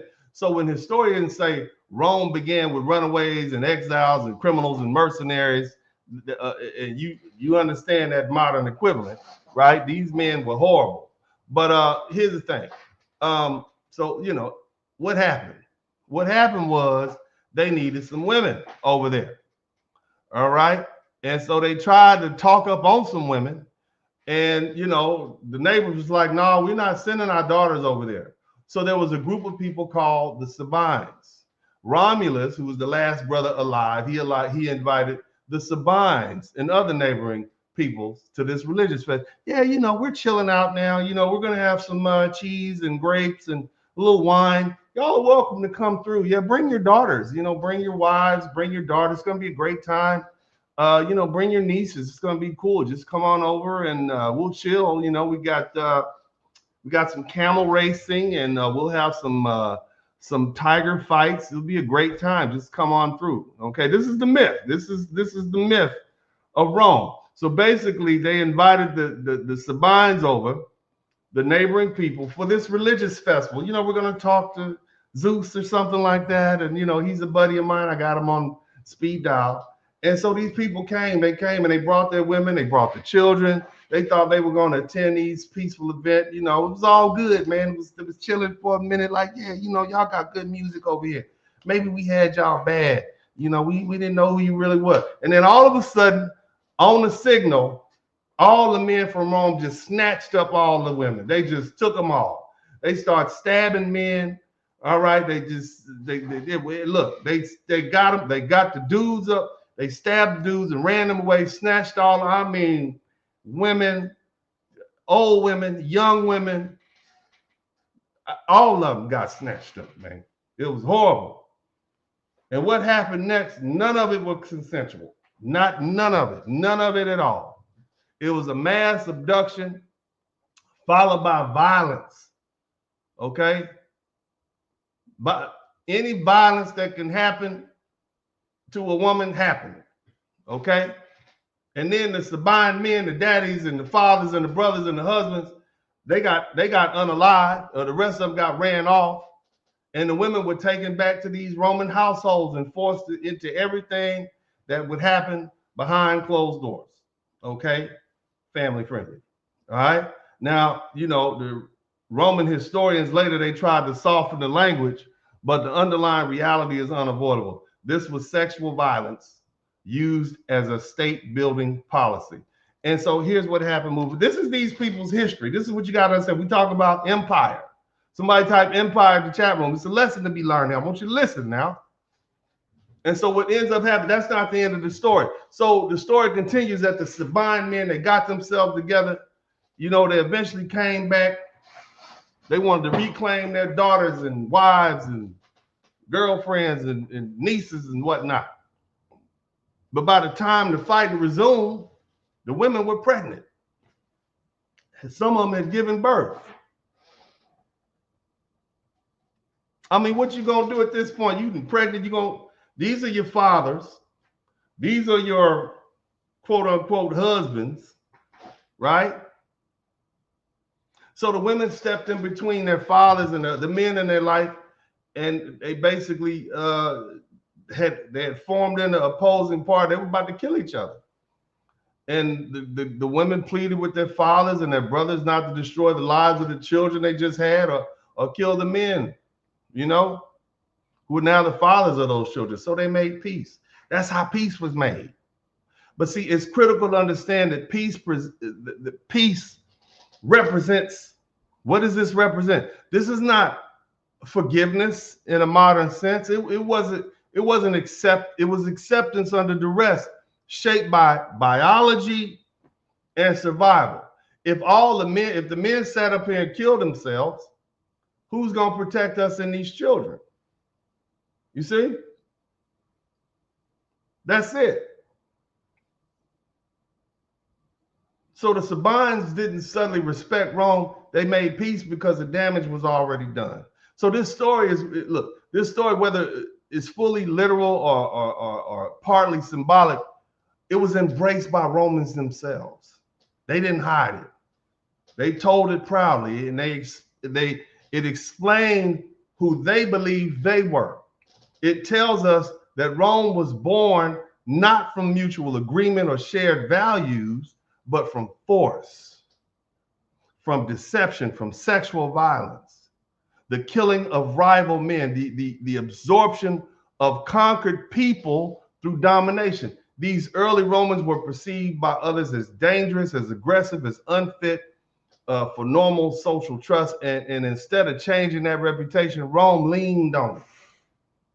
They leaned with it, rocked with it, leaned with it, rocked with it. That was part of who they were. And that mindset carried forward into Roman expansion. Rome didn't conquer through fair negotiation.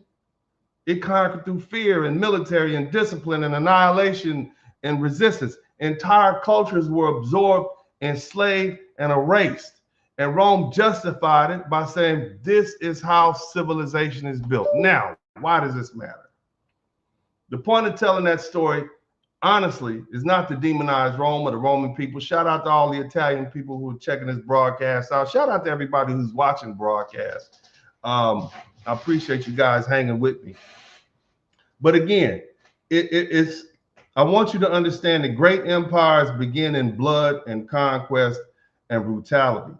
And the culture formed at the beginning does not disappear just because institutions later become more refined.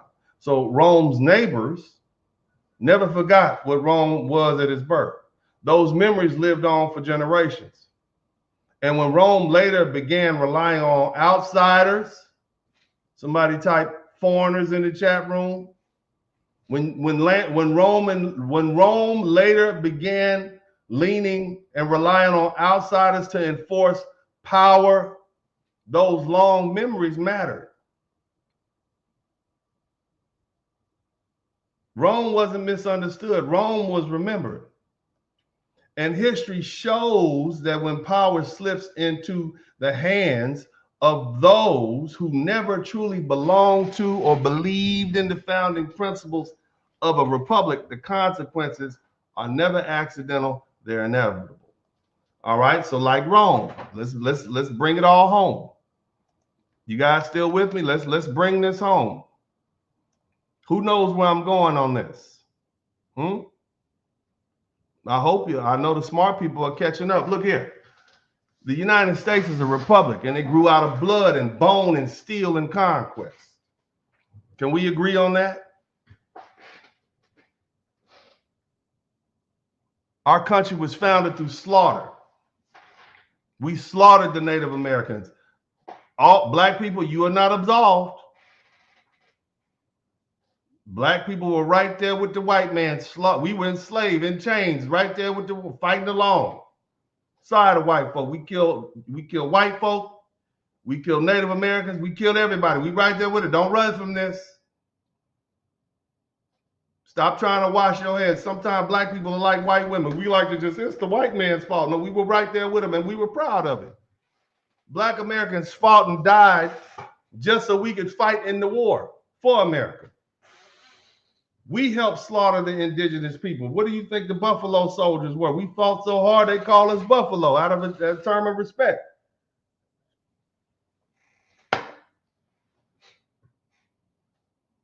We slaughtered the indigenous people. We called them savages. We took their land, all Americans. We went to war with them. We made treaties. We broke those treaties. And of course, we know the history of slavery. Rome had slaves too. Enslavement was common in the ancient world. Hell, it's common now in some parts of Africa and the Middle East.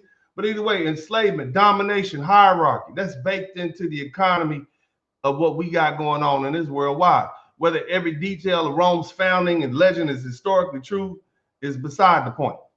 The only thing that matters is that this is the story that Romans told themselves. This is who they are. This is their national lore. And national lore shapes national mentality. Rome saw itself as a warrior civilization. These were not people who believed in equal negotiation with outsiders. They believed in conquest. They believed in hierarchy. They believed that strength made right, and they acted on those beliefs. Rome didn't dominate Europe, North Africa, and many parts of the Middle East through diplomacy. They didn't talk nice. They said, we're going to take that goddamn land if you don't give it to us because you can't defend it like we can. Greenland. Screw you, Denmark. And just like America is doing right now, Rome did it through the sword and the shield. Rome destroyed entire cities. Populations were enslaved. Rebellions were crushed with mass executions. Carthage, we talk about Carthage in North Africa. It wasn't just defeated. It was literally annihilated. It's like a nuclear bomb dropped on it. Okay? That's what Carthage, that was our enemy, or that was Rome's enemy. In Judea, Roman suppression of revolts, it's just mass death and exile and destruction of Jerusalem. These weren't accidents, this was policy. And so over centuries, Rome grew into the most powerful empire in the Western world. The biggest empire anybody ever seen. Rome wasn't just a military, it was a system built on law, citizenship. They had roads going all the way up to England. Some of these roads are still available to see. You had cities, you had a highly disciplined army. It was at its height, being Roman meant clear loyalty, it meant allegiance, it meant status, okay? And Romans' identity was tied to duty and honor and control. Now, the Western Roman Empire lasted to about 27 BCE, which means before the Common Era, when the last emperor, whose name was Augustus, the first emperor was Augustus, and 476 CE is when the last emperor, Romulus Augustulus, he was removed from power. It was 500 years, more or less. All right, now the Eastern Roman Empire is something different, okay? They call it the Byzantine Empire. It survived a whole lot longer. Matter of fact, it lasted right up until Columbus sailed the ocean blue in 1492, I think.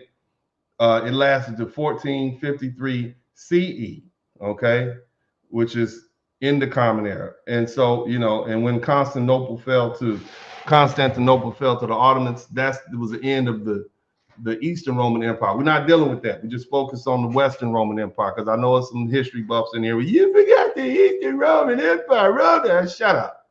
All right. But the bottom line is, from the 3rd century onward, the Western Roman Empire began facing some serious internal issues. It had economic decline. It had political instability. It had corruption. Right? It had constant military pressures on the border. Does this sound familiar? Right? And at the same time, Rome no longer had enough citizens willing to get their fat asses up and join the military. I'm sorry, did that come out of my, I didn't mean to say that. I apologize. They were too busy playing video games, right? And Call of Duty to meet the Call of Duty. Okay? Never mind. Basically, they had grown comfortable and wealthy, and there was a lot less patriotic. Okay? Right? So they had a manpower crisis, right? And Rome began recruiting foreigners, people from conquered or neighboring territories to serve in the army. Many of them, these recruits, they came from the Germanic tribes, and the Goths, the Vandals, the Franks.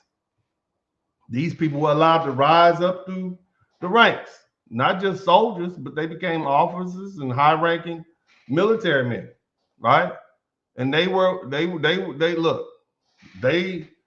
not considered foreigners in the modern sense of tourist or immigrant. They were conquered and subjugated people, folded into the Roman system out of necessity.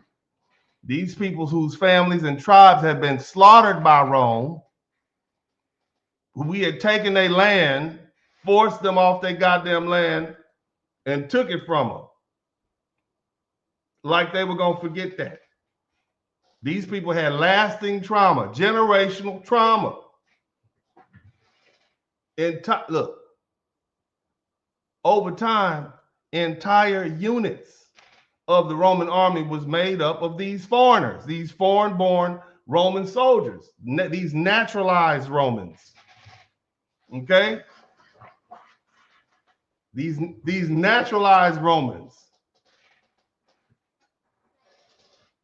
And their loyalty was to their commanders and to their tribes and to their own survival, not Rome itself.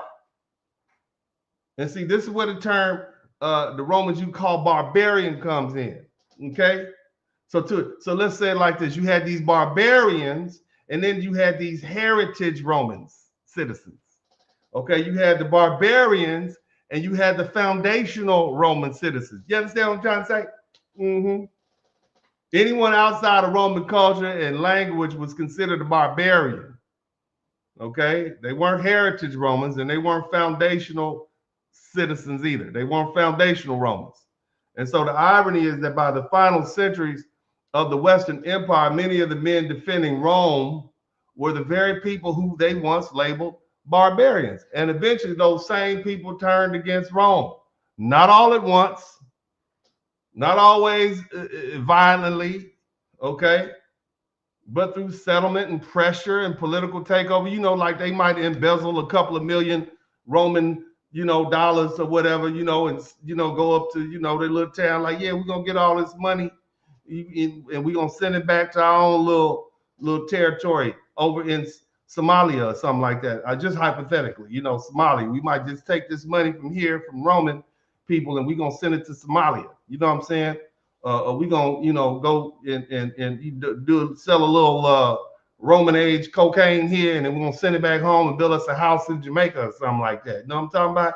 We're going to work with the last of these Carthaginians, and, we're going to sell, we're going to get some human trafficking going up here to Rome. You know what I'm talking about? We're going to do that. That's what we're going to do.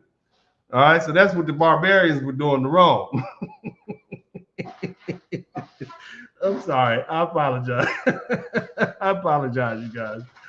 Oh, man. But anyway, yeah. So the Romans, they knew something was up, but they couldn't see it coming. But nevertheless, by 1410, okay, the city of Rome was sacked by the Visigoths, led by a dude named Alaric. He's his former Roman military leader. He learned all that. He's a barbarian. They just, the same people that they did wrong, he made him a military. He ended up coming back and sacking Rome. All right. And so then about 20-some years later, or should I say not 20-some years later, in 476, a Germanic military commander, I can't say his name, Odoacer, I butchered it, Audacia, I'm gonna just call him O-Dog. O-Dog came through and he disposed the last Rome. He killed off Romulus, the last emperor of Rome. Okay, so Rome did not fall in one dramatic moment.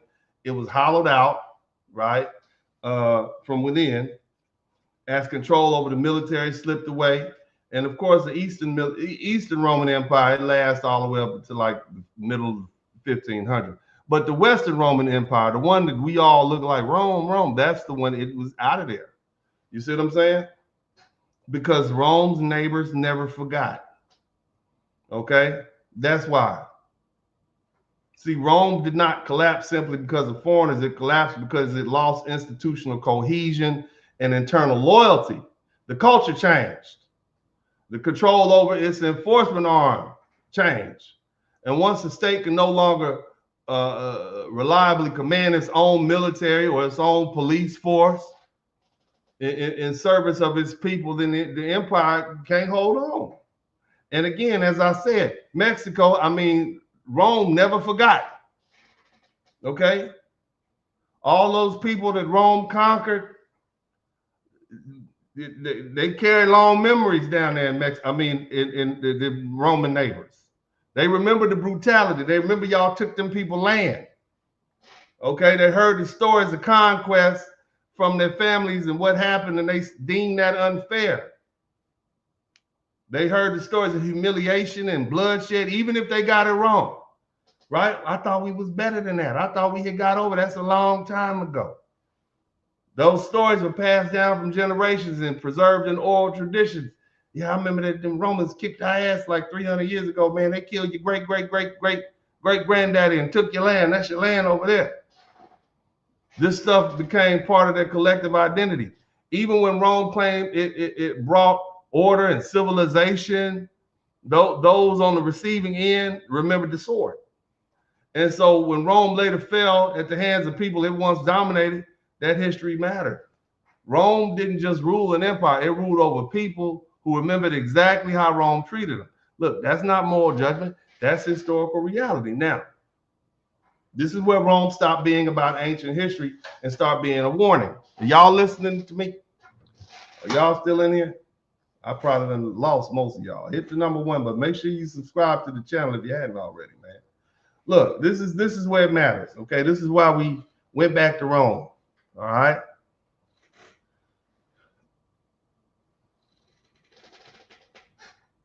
It's a warning. Rome didn't fall simply because it allowed foreigners into the empire. That explanation is just lazy and incomplete.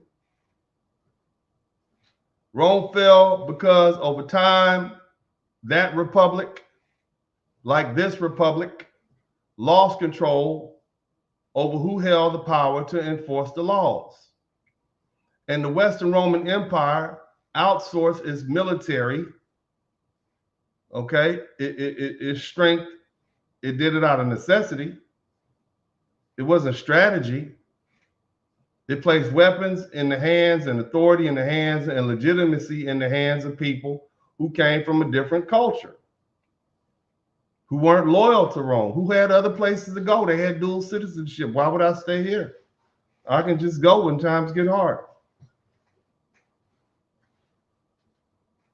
They weren't loyal to Roman citizenship or Roman civil life. And once that shifted, right? Once that shift happened, Rome no longer truly governed itself. Shout out to Red Sigma. It merely occupied its own territory. And see, that's the pattern that should make all of you Americans who are listening to this broadcast pause. When government begins to rely heavily on enforcement agents who are culturally disconnected from the population they police, the relationship between the state and its citizens begins to change. When those agents, those ICE agents, don't share the historical relationship to the Constitution and the same civic traditions or the same understanding of restraint and accountability, enforcement stops feeling familiar. That's why you have white folk getting shot in Minnesota. Okay? When we allow those agents to operate with masks on, with wide discretion, and what seems to be very limited oversight, using these aggressive tactics, then that distance grows even wider. Law enforcement stopped looking like public service and they start looking like an occupation. Tell me I'm lying. See, Rome's problem wasn't diversity. Rome, people of Rome, when you look at some of those old statues, they were brown as me. Remember, this is the Mediterranean. None of those people look like light, bright white folk that you see in some of the palest parts of Scandinavia. They call those people barbarians. Those were the barbarians. Those were the savages. Matter of fact, a Roman general remarked about what we call the English. He said these people are incapable of redemption. They're not smart. They can't be taught. This is what he thought about what was, or what we call right now white Northern Europeans. This is what the Romans thought about them. Keep in mind, Romans were brown people. They were olive complected. Let me say olive complected, right? They were Mediterranean culture, just that's something for another conversation. But the bottom line is diversity wasn't an issue because Rome ruled over many people throughout centuries. They even had control over Africa, Egypt. Rome's problem was institutional drift, the slow replacement of citizen soldiers who were accountable to the public and tied to the fate of the state. And they replaced them with armed enforcers whose loyalty ran upward through command structures rather than outward towards the people they governed. And once Rome crossed that line, it couldn't undo it. See, authority became detached from consent and power and became something imposed rather than shared. And see, that's why this matters right now. When federal enforcement expands rapidly, like we saw happen with ICE, they basically doubled in size. You start recruiting aggressively, right? And then these same people start operating deep inside our country, and these people are concealing their identity. And these people who are culturally detached from American communities. History tells us exactly where that road leads. It's not an immediate collapse, but growing fear, rising resistance, loss of legitimacy. That's why you see people not listening to ICE. These are federal law enforcement. You got people not even wanting to listen to the law enforcement. Somebody type back the blue. Where all the back the blue people at right now? Where are y'all at? Shout out to all the back the blue people. Where y'all at? Bottom line, what you see happening is people stop trusting the system. They stop seeing enforcement as protection. And once that trust is gone, force alone is not going to replace it. And so Rome, which is a republic like the United States, it teaches us a simple but uncomfortable truth. A state does not survive based on how much force it can project, but on who holds that force and why. And once the republic no longer recognizes itself in the people enforcing the law, or believes those enforcers respect the people they police, the foundation begins to crack. And that's what you see happening now. I mean, it's been happening in the Black community. That's why Black people have this relationship that we do with law enforcement. Again, it doesn't happen all at once, but if Black people are the canary in the coal mine, look at it. It happens slowly, it happens quietly, but it happens. And see, that's not ancient history. That's a warning written in blood, stone, and time. Now, I want to take the opportunity to thank everybody who's contributed to the Super Chat, the Cash App, and the PayPal. I appreciate you guys. If you learned something, let me know. If you learned something, let me know. I hope you did learn something. I thought this was a good broadcast. I appreciate what I'm doing. I want to give a big shout out to the people who contributed to the Cash App. I know this is not a sexy conversation. I know you all probably wanted me to talk about something else.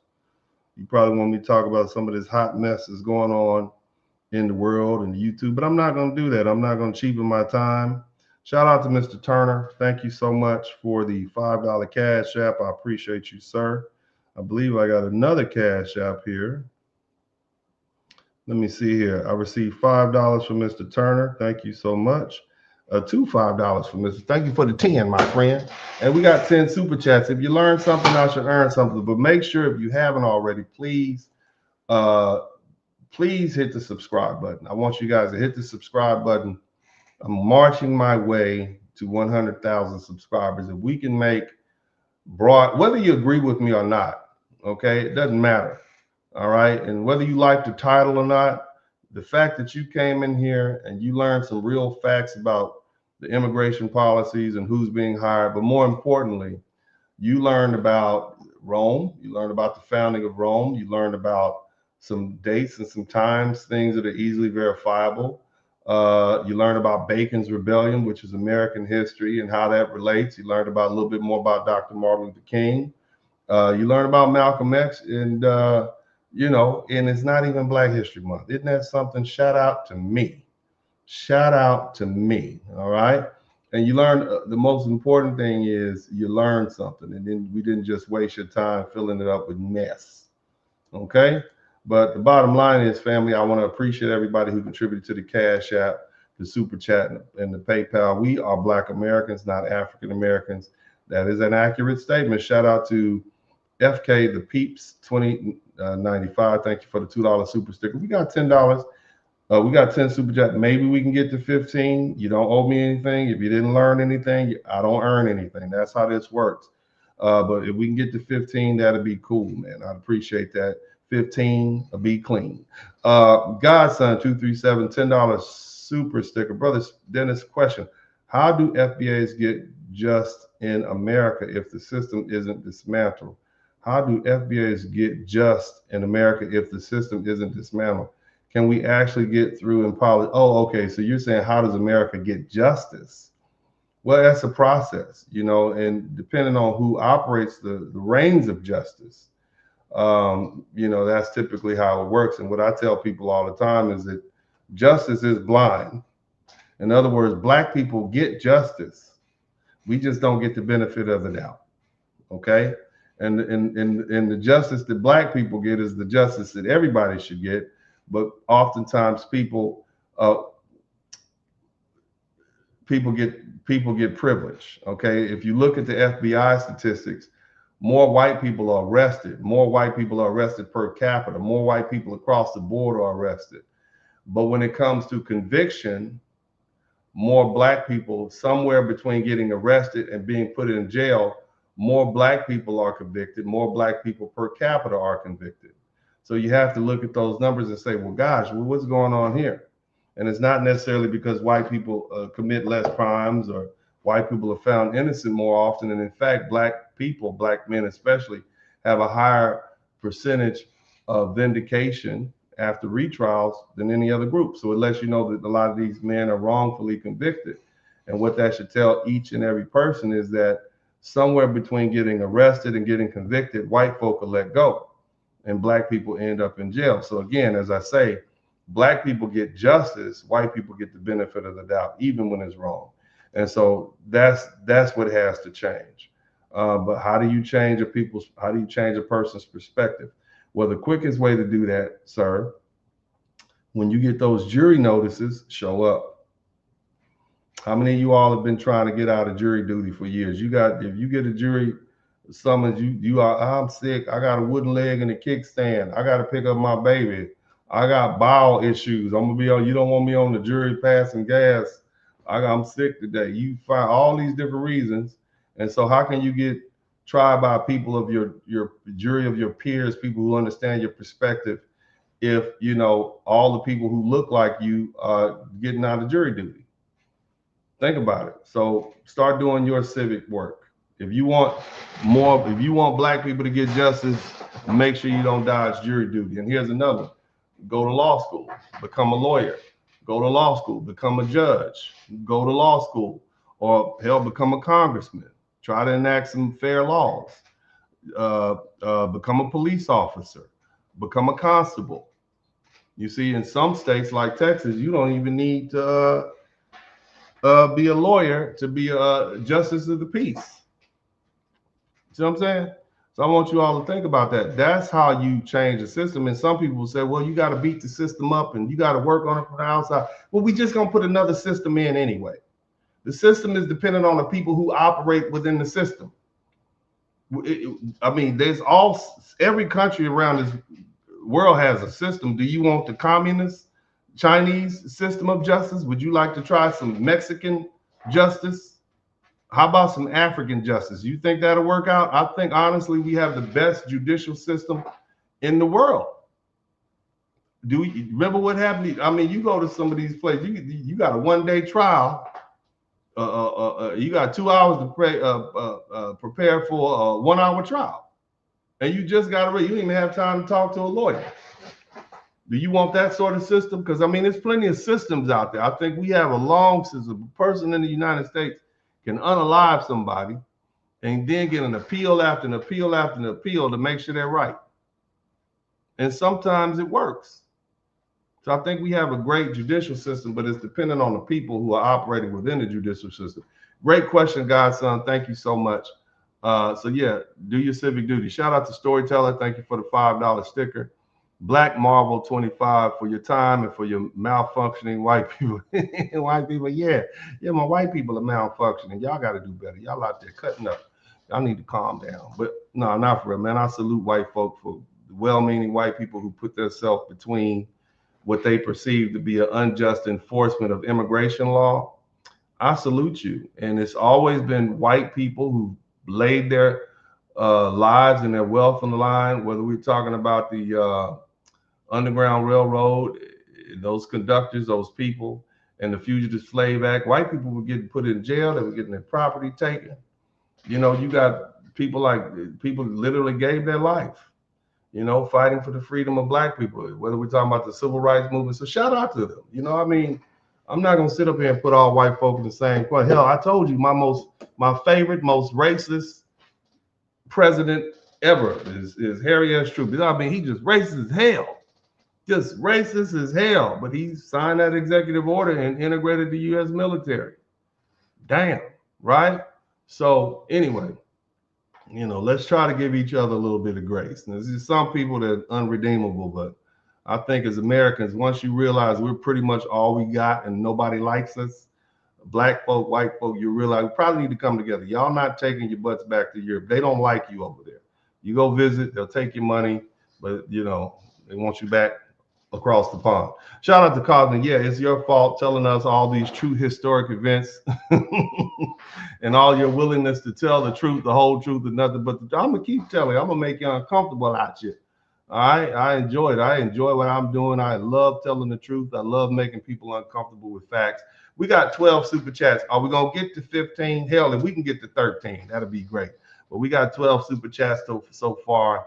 That's 2 more since when I started. Thank you so much. We got 30. If you learned something, you didn't learn anything, don't pay me anything. And shout out to everybody on the rebroadcast. Appreciate you guys. Make sure you hit the subscribe button. Has everybody hit the subscribe button? I need you guys to do that. You don't have to give me any money, but make sure you hit the subscribe button. Let me see here. We got Birthright Citizen, great book by Martha S. Jones. Okay, cool. That's what I'm talking about. No problem. I'm gonna have to check that out. Always always ready to learn something. Thank you, Urban Eagle. And L. Jackson, new member. Welcome to the membership family. Thank you. And then Red Sigma, thank you for the $5 history buff. Appreciate you.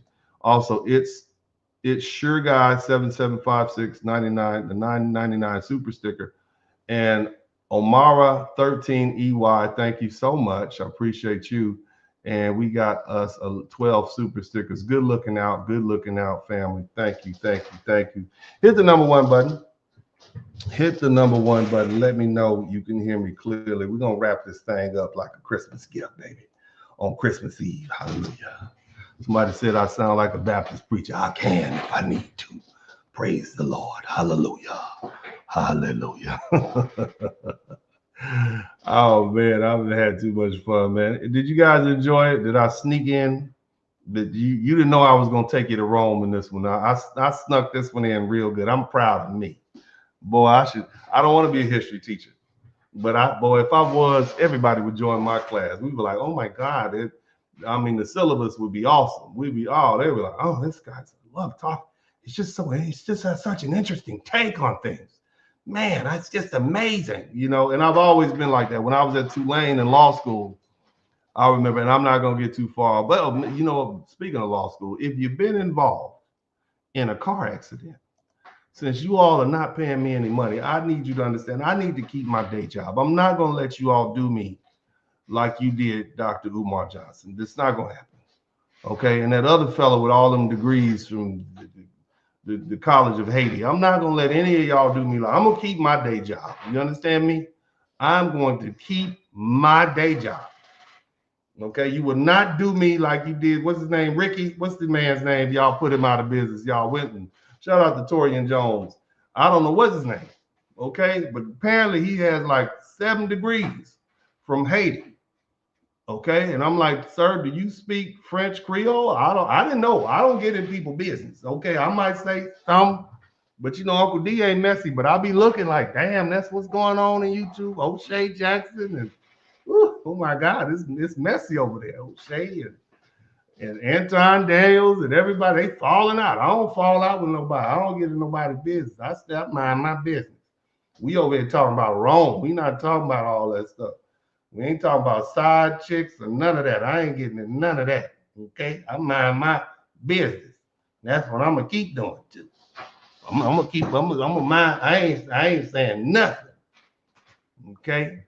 But I watch. I'll be looking like, damn, that's what they doing over there in YouTube. That's amazing. Really? How do they have the time and energy for that? How do y'all make time for all that? That's crazy. I got a job. I got kids. I got a wife, man. You kidding me? I gotta sit there and I'm sitting here typing and trying to put stuff together. And I'm next time, damn, really? It's amazing. I don't live this exciting. I live a very unexciting life. You hear me?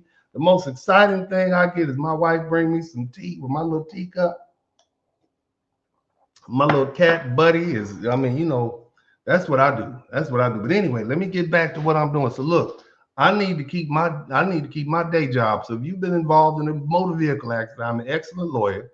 Those of you all who know, I've been nominated to, I've been inducted into the Southern University Hall of Fame, a law school Hall of Fame. That's my first law school. My second law school was Tulane. But what I was going to say before I got sidetracked,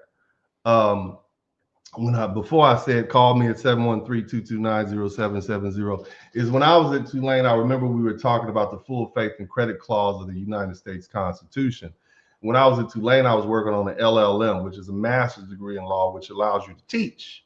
Okay, most people just get a JD, they pass the bar. I had done that, but some white folks said, you want them smart in words. We want you to come on down and join our LLM program. And the thing about it is some of my law professors couldn't get into the Tulane law school LLM program. And I got invited and went right after law school, which is damn near unheard of.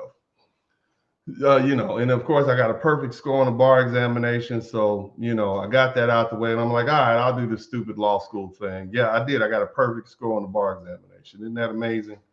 Back in 2000, I was scared to death. I didn't want to fail. Shit, I didn't want to, I ain't gonna be out here failing.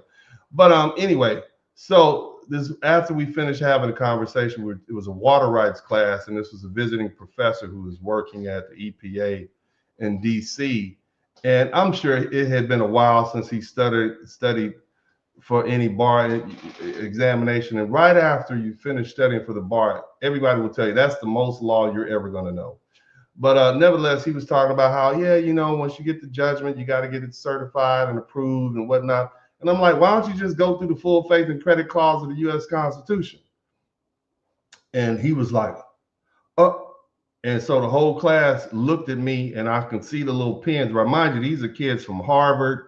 They're from Yale. These are these Ivy League kids. I'm sitting here in Tulane in the back, way in the back of my black stuff, like, yeah, why don't you do full faith and credit clause? This is right after I said crazy stuff in that class. I was mad because I didn't want to be there. This is when they had the Columbine stuff, and we were talking about zoning. And I'm like, I don't want to live around y'all either. Y'all be shooting up schools. As I'm saying, it's full of white people, crazy black dudes sit in the back. But either way, after I brought that idea up, and this is probably halfway through the second semester, and I just didn't give a crap no more. I mean, I didn't care about the damn thing. I was hungry, tired. This pretty little white girl came up to me, and mind you, I'm saying pretty little white girl. I was probably only like 26, and she was probably about 23, 24.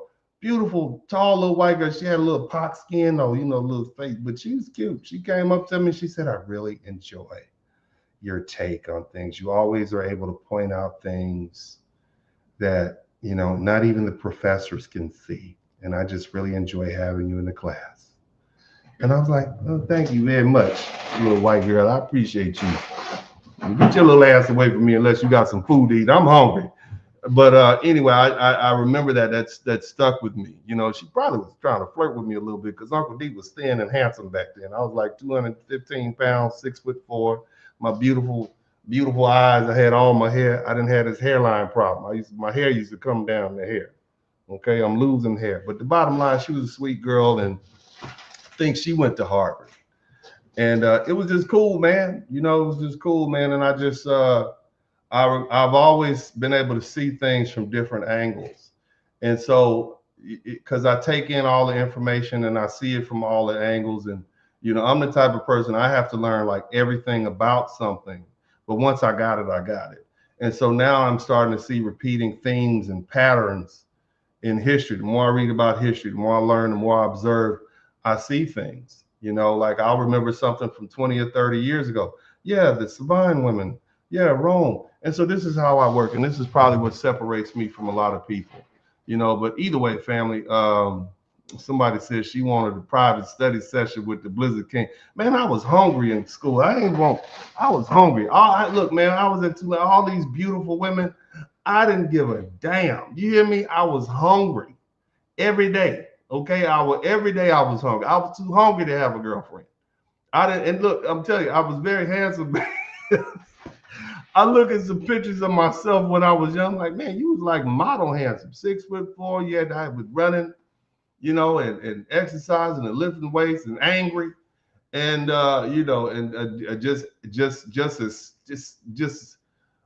ladies, no emotional intelligence. I had zero emotional intelligence. Women had to damn near run up and hit me in the face for me to pay attention to them. They had to run up and hit me. Hey, I like you, asshole. Let's go on a date. I'm busy. You see what I mean? This is me. Funny thing is, my oldest son is a lot like I am. He has no emotional intelligence. He said some woman at U of H flirted with him in the cafeteria. I said, "What did she do, son?" "She just kept saying my name, Dad. Dennis. Then I said, "Son, that's probably trying to let her know she liked it. You handsome boy, you handsome young man. You're 18. He's not as tall as I was. He's only like 6'1" or 6'2". I'm like, "You're handsome, son. The women will flirt with you when they like it." He just, and he's like, "All right, Dad, I gotta go." I mean, the way he is, I gotta go back to studying engineering, Dad. I'm like, "Dog, you just missing all the good shit. You're gonna be just like me, just missing all these fine women trying to talk to you because you're young and handsome." Okay. And I was the same way. I was hungry. I didn't care. I didn't just, and a lot of dudes, they go out of their way to try to talk to women. Young dudes are like thirsty dogs. They just go out of their way trying to talk to women. And I just didn't give a damn. I had a dog. My dog's name was Myrtle. I would go jogging with my dog, Myrtle. And I just don't, and mind you, keep in mind, I was a biology major. And you don't get a perfect score on the bar examination without studying. You see what I mean? And then you leave the JD program and go right back in and do the LLM program. Mind you, it's a 2-year program. I finished the damn program in 1 year, took every course they offered. So thank you so much, Sigma Rage. Most people offer, they take like 15 hours. I took like 18 hours a semester. And this is the LLM program. You got to get an A. If you don't get A's, you don't pass. So I got A's and everything. This is me, hungry. This is, and my poor son is just like I am. He just as stiff as a board, just engineering. And, I was just biology, and you don't pay attention. I never took a chance to sit back and sniff the roses. I don't think I sniffed the roses until I was about 35. And then here's the crazy part. I'm gonna get back to the broadcast. So I decided it was a good idea. After my divorce, I got divorced way back in, what was that, 2000, I think it was final in 2010 or 2011. I decided to go back to school, right? Because I wanted to be busy and productive with my time. So here's what I did. Yeah, I think it's time for me to go back and finish my degree. And so instead of, I enrolled in the master's degree in biology, biological sciences over here at TSU, one of the local universities, and then decided, oh, well, you know, I finished that in like a year, even though I was supposed to do the thesis. But before I finished, I said, well, you know what, maybe I should work on my PhD at the same time. So I cross-registered and started working on a PhD in environmental molecular toxicology while finishing my master's degree. And that wasn't enough. So I said, well, let me just work on my, I want to get a degree in environmental planning. So I enrolled in the PhD program in environmental planning. I was already enrolled in the PhD program in environmental molecular toxicology. And I was finishing up the master's degree program in biology. Okay, so I'm working, I'm mind you, I'm a dad, I got a full-time law firm. I got 2 kids. I think I was writing a book and had a rap album I was working on, and along with 2 PhDs and a master's degree. Are you kidding me? Are you kidding me? This is who you're dealing with. Okay, so that's where I'm at. So this is why I don't have time to focus on what people are doing in these YouTube streets. I find other things to do. And so anyway, nevertheless, let's get back to the broadcast. Shout out to everybody who contributed to the super chat to Cash App and the PayPal through that diatribe. I appreciate you guys. This is entirely too much fun. I need to get out of here. My God, shout out to Jay Smith. Thank you so much. And thank you, Charles, also. But anyway, family, as we say, and I guess we got a couple of people who, we almost got 15 super chats. That'll be awesome. Let me see. Sigma Rage, appreciate you. D, most grateful for you being willing to speak on behalf of the bros. Yeah, man. Shout out to the brothers, man. But anyway, look, we got 14 super chats. If we get 15, that'll be awesome. But make sure you subscribe to the channel. Here we go. I want to be clear where I stand because there shouldn't be any confusion. I voted for Donald Trump. Okay. I want everybody who knows that I voted for Donald Trump because I voted my interest. All right. And my interest is tied to me being a foundational Black American. And that comes before my interest of every other group. It's not hate. Okay. It's politics. The truth is most Black people voted for Democrat that's just what we do. But the stuff that Kamala Harris, she's already said she's never going to do anything for Black people, right? And here I am. I worked real hard to get my money, and I found that under Democrats, I pay a lot more taxes. So I'm like, I can't keep doing that and running a family, okay? Again, I vote my interest. I'm not going to tell you how to vote. If you are a person who is a school teacher or somebody who's income is tied to a union, you need to vote Democrat. Vote your interests. Okay. If you're a small business owner and you want to pay low taxes, you probably need to vote Republican. Hey, here's the thing. If you don't like either one of these people and you want to send a message, sit on the couch. Vote Green Party. I don't care. We do freedom over here. Okay. We do freedom of information over here. Freedom of information, man. Okay. All right. That's what we do here. All right. You free to be who you are. But the thing is, what I've learned is that, in this country, this is politics. All right. This is how the majority rules in a working, functioning society. Every group votes to protect itself first. And anyone pretending otherwise is lying or naive. I support the enforcement of immigration. I believe unchecked illegal immigration has harmed foundational Black Americans and heritage Americans, okay? Both, or should I say economically, politically, and socially. That belief did not start with Donald Trump, okay? And it doesn't end with him. It's rooted in self-interest and historical analysis. And the hard reality of competition inside a finite system where jobs, wages, housing, and political power are limited, that's the reality. Okay, I'm not required to sacrifice my group's position so others can benefit. I'm not obligated to vote against my own people's economic survival to make someone else feel morally comfortable. Okay, I voted for what benefits me and mine. And I do it again, even right now. And that's not extreme. That's how power is exercised in a republic. Okay? That's just how it is. The Honorable Barbara Jordan, while she was serving as the chair for the U.S. Commission on Immigration Reform in the 1990s, she made it clear that the United States has a right and an obligation to control its borders. It has an obligation to enforce its laws and set immigration levels in the national interest. And her argument is not racial. She was a black woman from Texas who went to TSU, who is a HBCU, and she was a Democrat under a Democratic administration.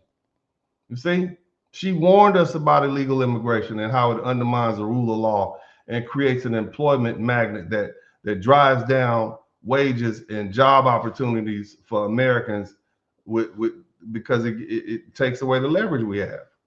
And in America, the workers with the least leverage are overwhelmingly going to be low skill, low wage workers. And many of them are going to be foundational Black Americans without college degrees. And so that conclusion is not an opinion. It's the U.S. Commission on Civil Rights, and it has said it directly. Hell, it's in a briefing on the impact of illegal immigration on wages and employment opportunities of Black voters. And that commission explained that a large flow of illegals and low-skilled labor place a downward pressure on wages. Okay? Now, who's that affect? Mostly Black Americans, especially Black men. This is where the fiercest competition is. This is how my people get squeezed first. My brother just said, I appreciate you for looking out for the brothers. Well, this is what I'm doing. Black workers lose the most. Dr. Claude Anderson. This man made an argument. He's a jewel in the Black community. Many of you all don't know who he is. He said explicitly for decades, okay, not as a government bureaucrat, but as a Black policy advocate focused on group economics. He is consistently warned that unchecked illegal immigration weakens the bargaining power, the wages, and the job prospects of U.S.-born Black Americans. And his position aligns with the same economic mechanisms and identified in the Civil Rights Commission, even if he states it more bluntly and unapologetically. We can go all the way back to Frederick Douglass. In the aftermath of slavery, there was a bunch of powerful interests who wanted to import cheap labor rather than employ free Black people. They were trying to replace us way back then. And so Douglass, he wasn't issuing a modern immigration policy prescription, but his warning about labor competition, it was real, it was narrow, and it was very specific. When cheap labor is imported, Black workers pay the price first. So when I say I support immigration enforcement, even when the execution is ugly and deeply flawed, I'm not speaking from ignorance. I'm not speaking from hatred or confusion. I'm speaking from history. I'm speaking from data. And I'm speaking from my lived reality. Illegal immigration does not hurt everyone equally. It never has. It hits the people at the bottom the hardest. And in this country, that has meant who? It's meant us. It's meant foundational Black American men, specifically without college's degrees. It hits us more than anybody else. Now, here's the thing you have to understand, and something I need you all to understand where I'm coming from. And if we're real with ourselves, and we're keeping it 100, I fully understand that the enforcement of the laws that's going on right now is racially driven. And I'm not going to dance around that. I'll go further than most people are willing to go. It's evil. The way they're doing things. It's unjust. And it's morally wrong. Anytime you got people getting unalived in the street, there's no way you can avoid that. But see, here's the thing. I'm comfortable saying that because I don't need to pretend. I'm not a hero in this situation. I'm not here to justify how the law is being enforced. What's happening is wrong. It's ugly, but it's still lawful. And here's the part people don't want to hear. It serves my interest as a black man. Politics is not about purity. It's not about moral posturing. It's about outcomes. And I'm not obligated to oppose policies that materially benefit me and my people just because the process makes everybody else uncomfortable. I'm not required to vote against my own survival so someone else can feel righteous. I recognize the reality for what it is, and I'm going to act accordingly now. A lot of people who criticize my position always reach for the same tired script. And I've heard people, I've been looking at the internet all day. You see, they'll say stuff like, the one thing I respect about you Trump supporters is you're okay with anything he does. Epstein, porn stars, felonies, tax cuts, billionaires, tariffs, causing inflation, you know, all of that, right? You heard that, right? That's what some of you all who are listening to me say. That's what you say. And so I want to be clear with you up front. I want you to hear something because I want you to come in tight.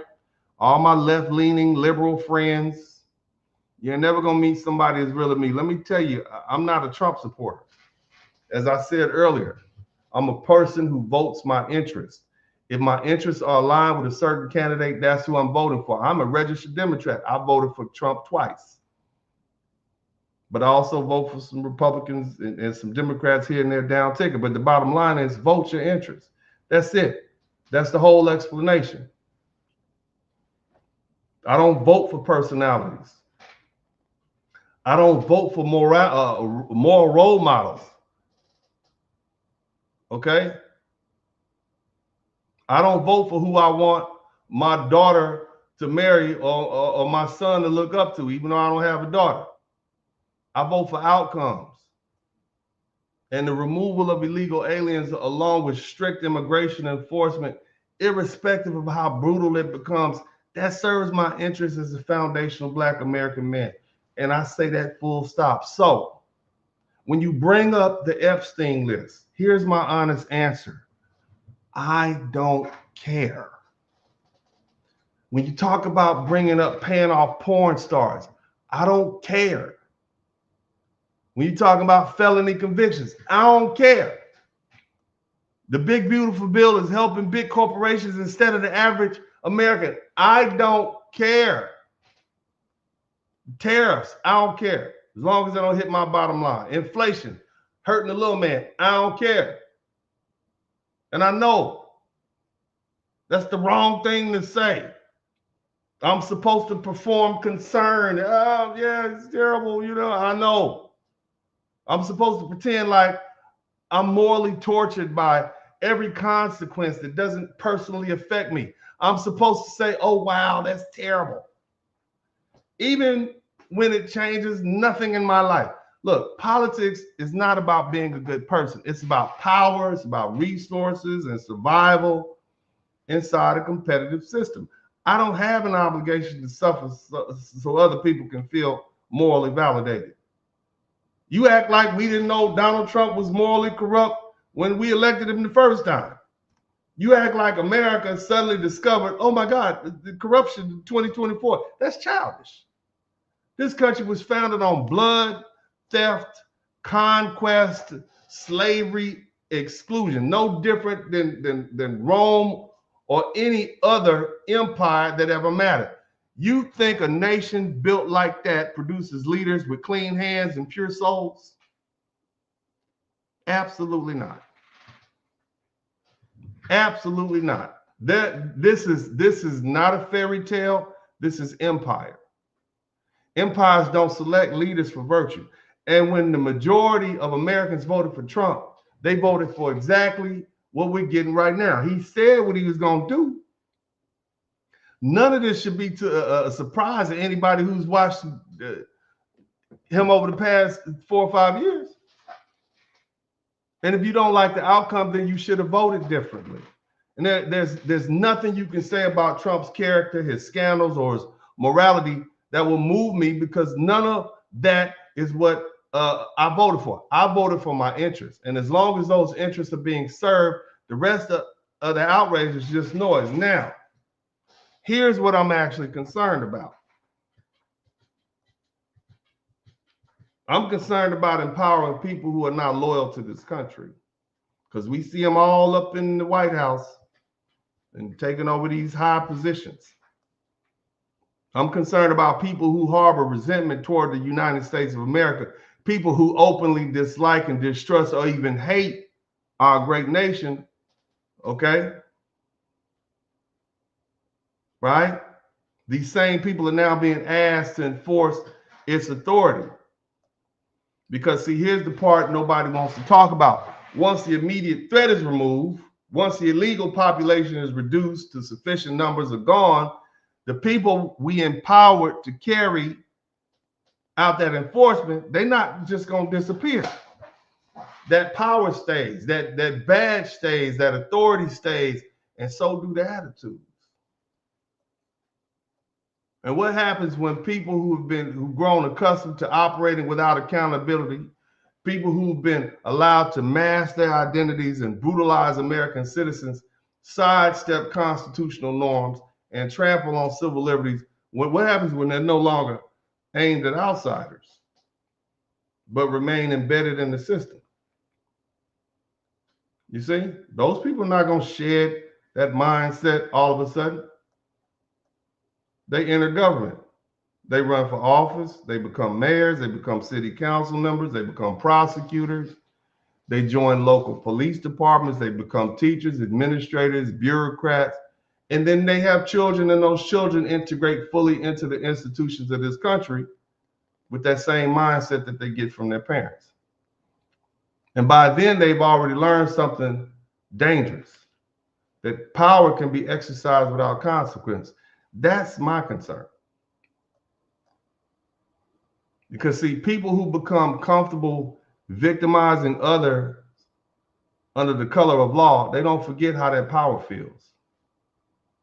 They don't unlearn the habits.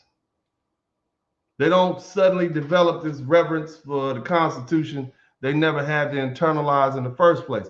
They carry that culture forward quietly, incrementally, into every institution they touch. So the real question isn't whether enforcement is legal.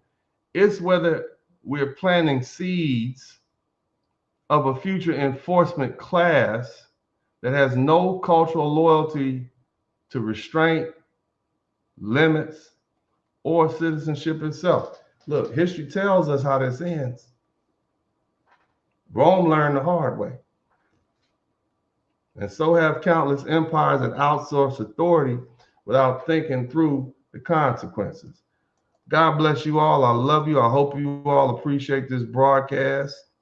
Thank you so much. Shout out to all the men and women in law enforcement. Shout out to all the men and women in the military. I appreciate everybody who spent the time with me today. Thank you so much. Please hit the subscribe button.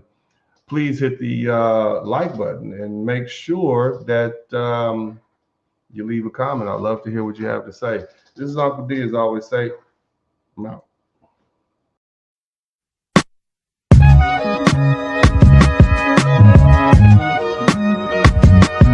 In the Spurling podcast, hit the like button, subscribe.